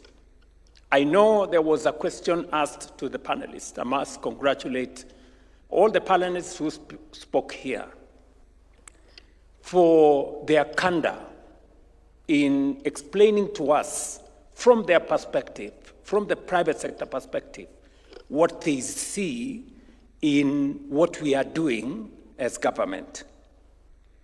And the question was, we have the National Infrastructure Fund, now we have the Sovereign Wealth Fund. What is the difference and what is the connection? In my very simple understanding, the National Infrastructure Fund builds our present. You know very well that we have many projects, critical infrastructure that we are desirous of building as a nation. But on the other hand, we have limited resources on how to deliver on these very critical infrastructure projects. The National Infrastructure Fund creates the bridge between the infrastructure projects that we need for our growth and the resources that will unlock the capital for us to implement these projects. I will give you an example. We've just signed the contract for the Jomo Kenyatta International Airport. It's going to be a 150 billion shilling project. We cannot build that project using our budget because it's heavy. So we will not borrow and we will not add additional taxes. What's going to happen is that we're going to use 20 billion shillings of the money we raised under our National Infrastructure Fund to crowd in the balance of the money from the private sector. That is how innovation works in the transformation of a nation. That is why in our midst here, we have fund managers, we have different investors, we have banks who are looking at the opportunity, pension funds who are looking at the opportunity to invest in Jomo Kenyatta International Airport. That is what NIF is going to do. But Sovereign Wealth Fund will connect the investment we are making in Jomo Kenyatta to the future generations. Because apart from benefiting from resources that will come from our natural resources in oil and minerals, we will also be investing profits that come from investment in our very critical infrastructure like Jomo Kenyatta in the Sovereign Wealth Fund, so that Lynn here and Ronnie and the young ones that came to witness this signing can have a portion of the investments we are making today for their future. So this is the connection that we are making between the present and the future.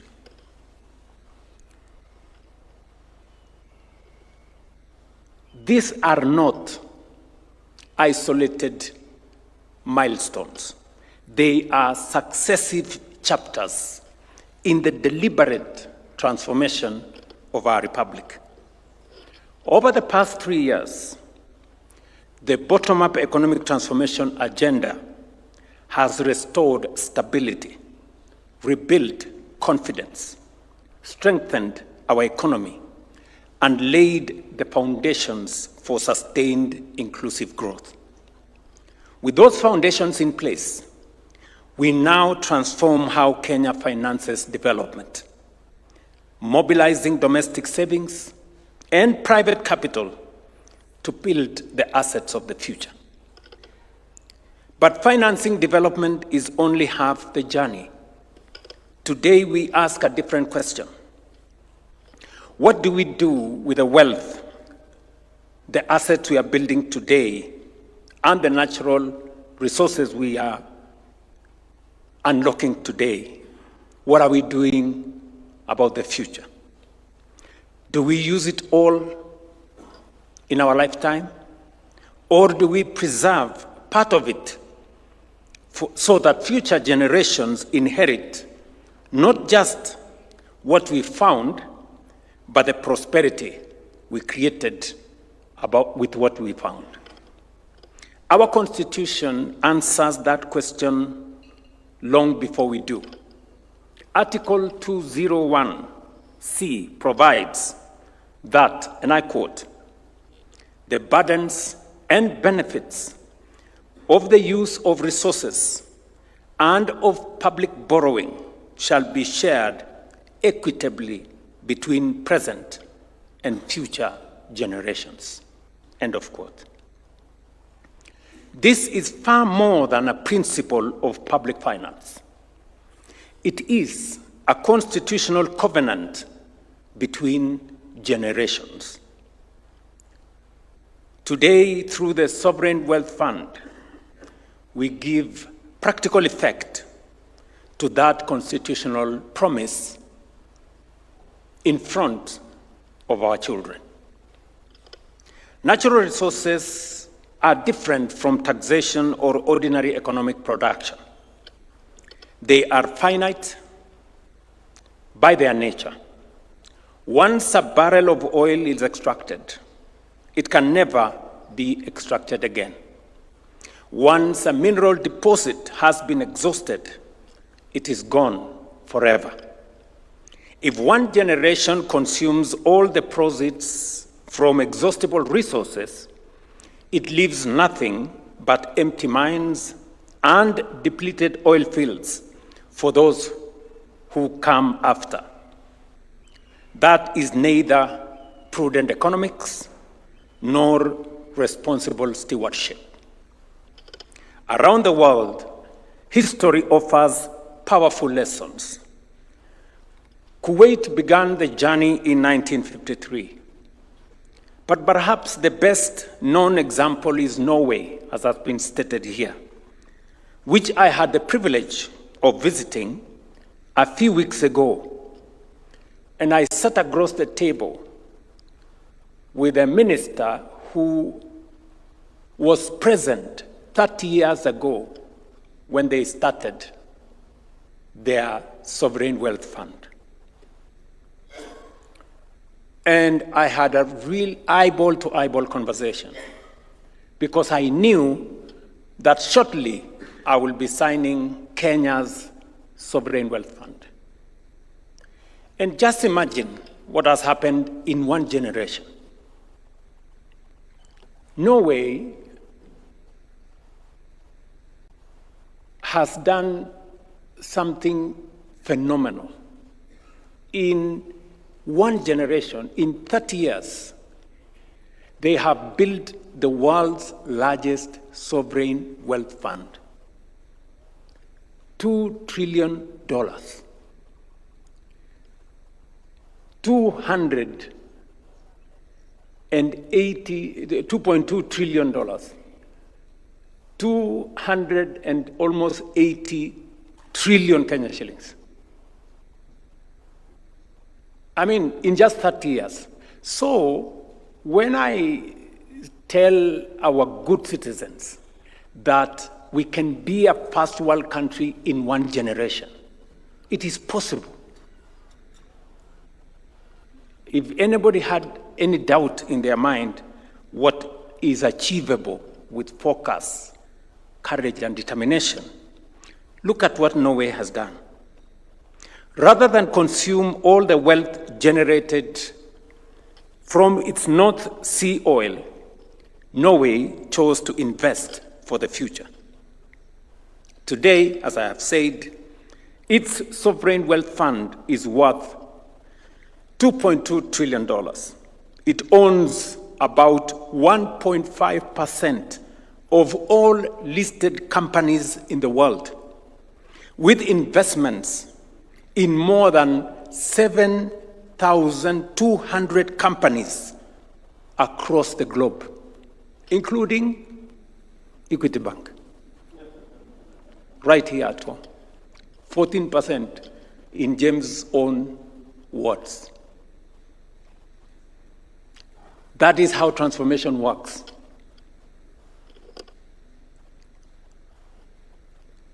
That is the power of disciplined investing and long-term thinking.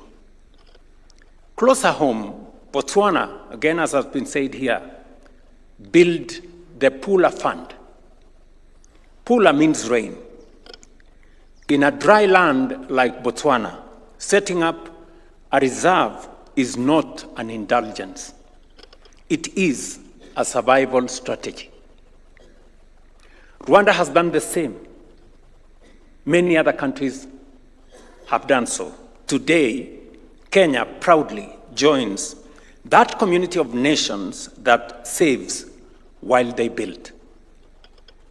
The lesson from each of these nations is unmistakable.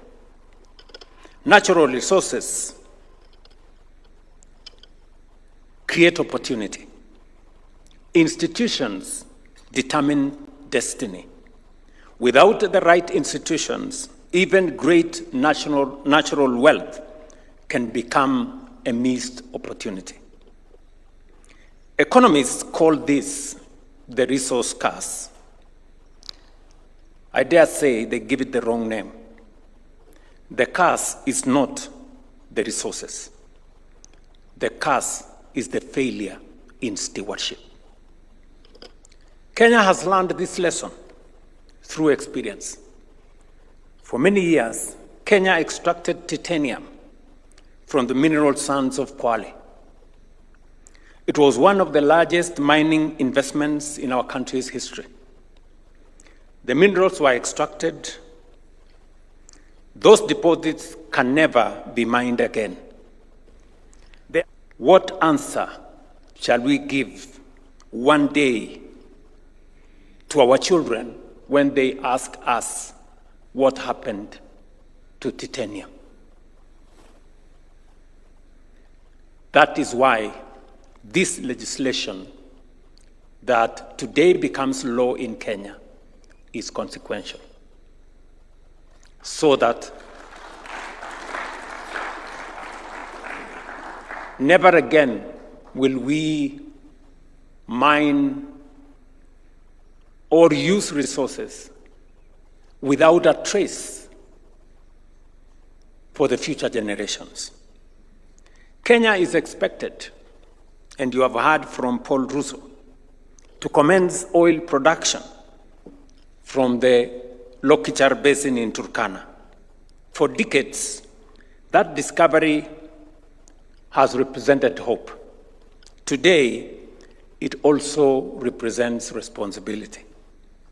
The question before us is not simply whether Kenya will produce oil. The question is whether Kenya will manage the proceeds wisely. Every barrel extracted should become an asset that never runs dry. At the same time, we have completed the first comprehensive nationwide mineral survey in our country's history. Investments. Ladies and gentlemen, a fund entrusted with the wealth of generations must itself be worthy of that trust. That is why this act places governance, transparency, and accountability at its very heart. The Sovereign Wealth Fund will belong not to my administration, but to the Republic of Kenya. It will be managed according to the law, our Constitution, and the enduring interests of the Kenyan people.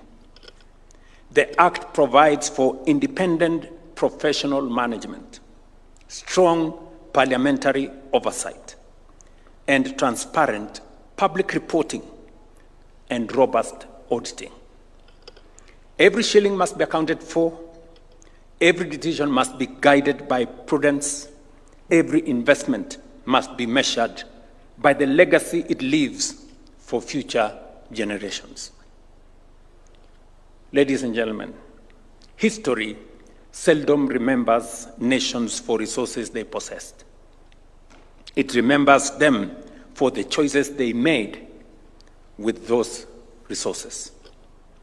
The nations that achieve lasting prosperity share one defining characteristic. They think beyond the present. They plan in decades, not election cycles. They build institutions that endure across administrations and across generations. Permit me to express my appreciation that today Kenya chooses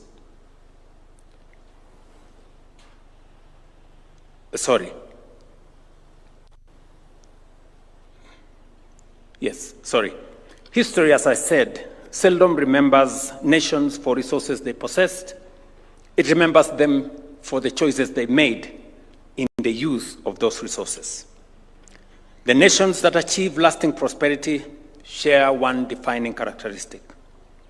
They think beyond the present, they plan in decades, not in election cycles, and they build institutions that endure beyond administrations across generations. Permit me to express my appreciation to the National Assembly and the Senate for the diligence, patriotism, and sense of national purpose with which they have passed this legislation.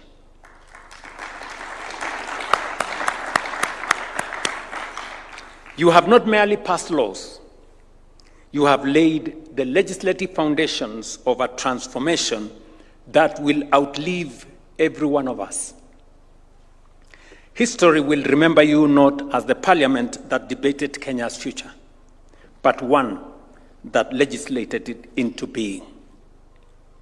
These laws will strengthen our financial system, modernize our economy, and lay foundations upon which future generations will continue to build. Today, Kenya chooses that discipline. We choose to save, to invest, to preserve, to build, and above all, we choose to honor the constitutional covenant that binds one generation to the next. The question history will ask us is not what we inherited, but what we bequeathed the next generation. And I want to appreciate the leadership of the Speaker, the speakers of both houses, the people of Kenya who came with ideas, the private sector players who informed the public participation, and the bipartisan engagement in Parliament. It went beyond sides. The entire House came together to build consensus on what we do with our present as we focus and connect it to the future. I must say,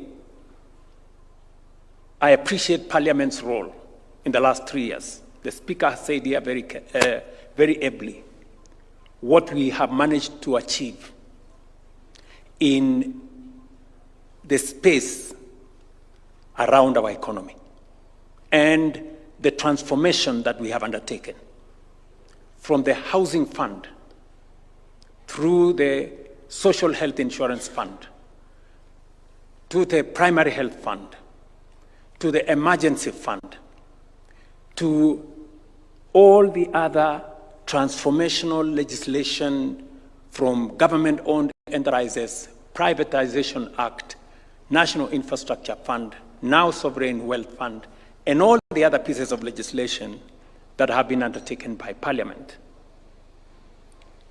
Every proposal we have taken to Parliament has been subjected to the people's views in public participation, to parliamentary debate, and strengthened in the process.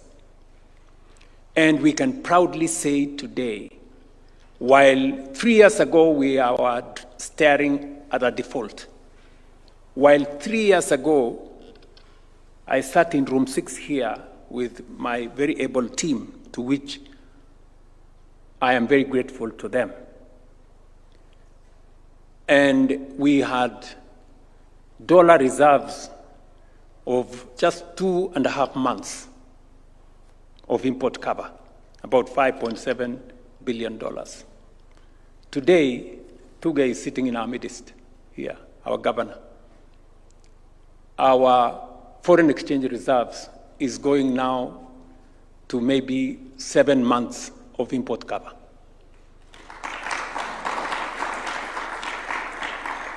I think just yesterday or the day before, we are almost tripling our foreign exchange reserves in Kenya. That is extraordinary.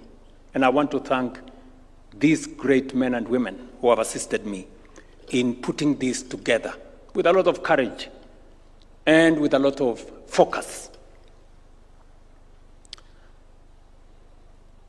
Numbers are beginning to show.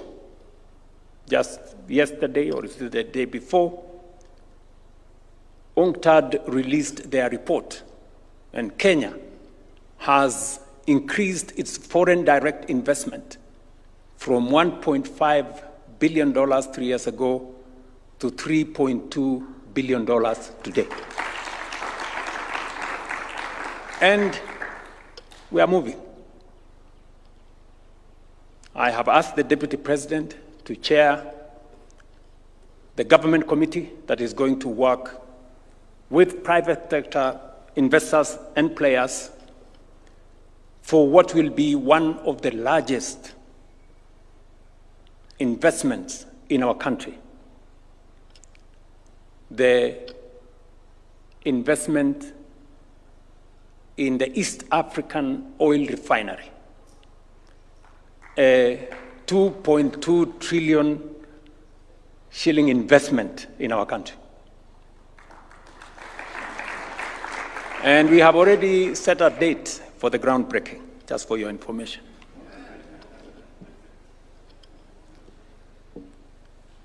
So,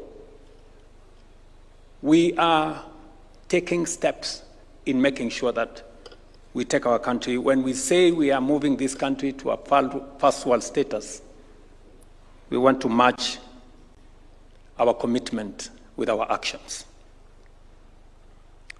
May history record that we honor the trust placed in our generation, not by exhausting our nation's resources, but by preserving, growing, and expanding them.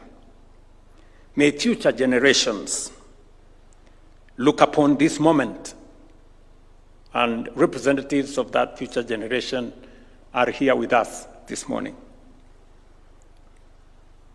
and say they did not consume our inheritance.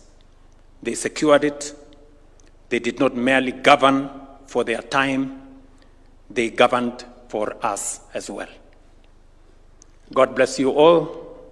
God bless Kenya. And I wish you all the very best this moment. Asanteni sana. And to all our friends who have come here, I know there are many actors. My good friend Tadese from TDB Bank here. Our good friends from IFC are here. From the World Bank are here. Our good friends from ATD are here. All the good people from, I see the new chairman of the Nairobi Stock Exchange or Securities Exchange here, Mr. Mulwa, and the immediate former is here, and many other people who are here. I see many fund managers. I see many pension fund people here, many people from the banks. If there was a moment we are discussing real money, this is the moment. And we are discussing it with the right people.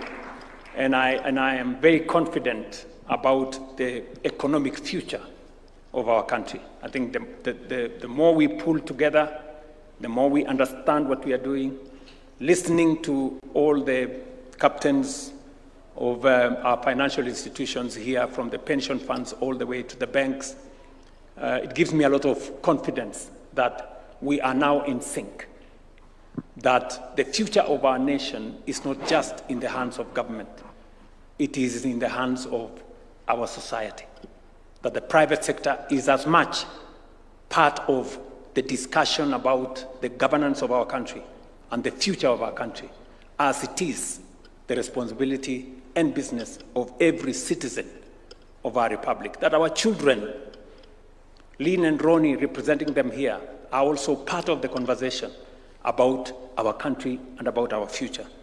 It's a very proud moment for me as we take these steps, consequential, historic steps of taking our country to the next level. I see people from the insurance industry and all the other players, and when I listen to what they are saying, deepening the financial markets.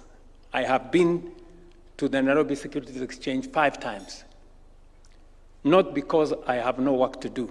I have been there intentionally to give confidence that we believe in the capital markets as a source, as an alternative source of capital for us to transform our country. I must commend the capital markets. They have helped us fund Talanta Raila Odinga Stadium.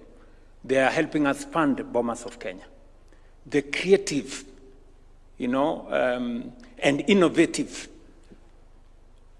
structuring of opportunities for us to be able to undertake some of our very consequential infrastructure projects, from Rironi Mau Summit to all the other programs, has been a partnership between government and the private sector. And I want to commend the private sector for stepping forward, being as courageous as us. Because in the past, the private sector were very shy. Today, we have very bold people. And I want to commend you. I don't take your participation, your partnership, for granted. It is making a difference in our country. And this is the kind of collaboration and partnership between private sector actors, banks, pension funds, capital markets, investors, coming together so that we can build a nation. Listen, often the public is stranded with big projects that require funding. And the private sector on the other side is always stranded with a lot of money, not knowing where to invest. I am happy that we are now building the ecosystem that enables private sector resources to fund public assets in a win-win outcome. That ecosystem is what is going to make a difference in our country. It is innovative. It builds on all our strengths. What the government can do best, let government do. What the private sector can do best, the private sector should. And that is why it was necessary for us to change the Privatization Act. It was also necessary for us to amend the law on public-private partnerships so that we can get more private sector actors into the public space. I am very happy that this morning we are here. It's a very proud moment for me, and that we are making the right steps, taking our country into the future. I want to give you my assurance that under my administration, we will work with all actors. We will work together in a way that brings the whole nation together. I must thank the political class. I want to commend the Honorable Buru Odinga, now the leader of ODM, for coming together under the broad-based arrangement. Today, John Mbadi is providing leadership that has never been witnessed. I can confirm to you, John, that when I write my book, you will have ample space on what you and me have discussed, and your team at the Treasury, of course, including all the other actors that have taken this to the future. I also must commend the Leader of Majority, who is here, and our members in Parliament, members of the Finance Committee, all the members. They've been, I remember on, I think it was Wednesday, last week, and I was out of the country. I had gone to attend the graduation of my daughter. And discussions in Parliament went up to midnight. Consultations outside the official space in Parliament. And I was with Lawrence there, and he was in consultation. They were on a call with Parliament. And finally, Parliament came together in a very bipartisan way and said we must move the country forward. I commend them. And thank you very much, Kimani, for your leadership, the chair of our Finance Committee for his leadership, and all the other actors. I don't take it for granted, because I know what it means. We have tried to do this as a country for many years. It has not happened, not because others did not try, not because they didn't want to do it, but it didn't come together. We are privileged that we have managed to bring it together. So thank you very much, and God bless you.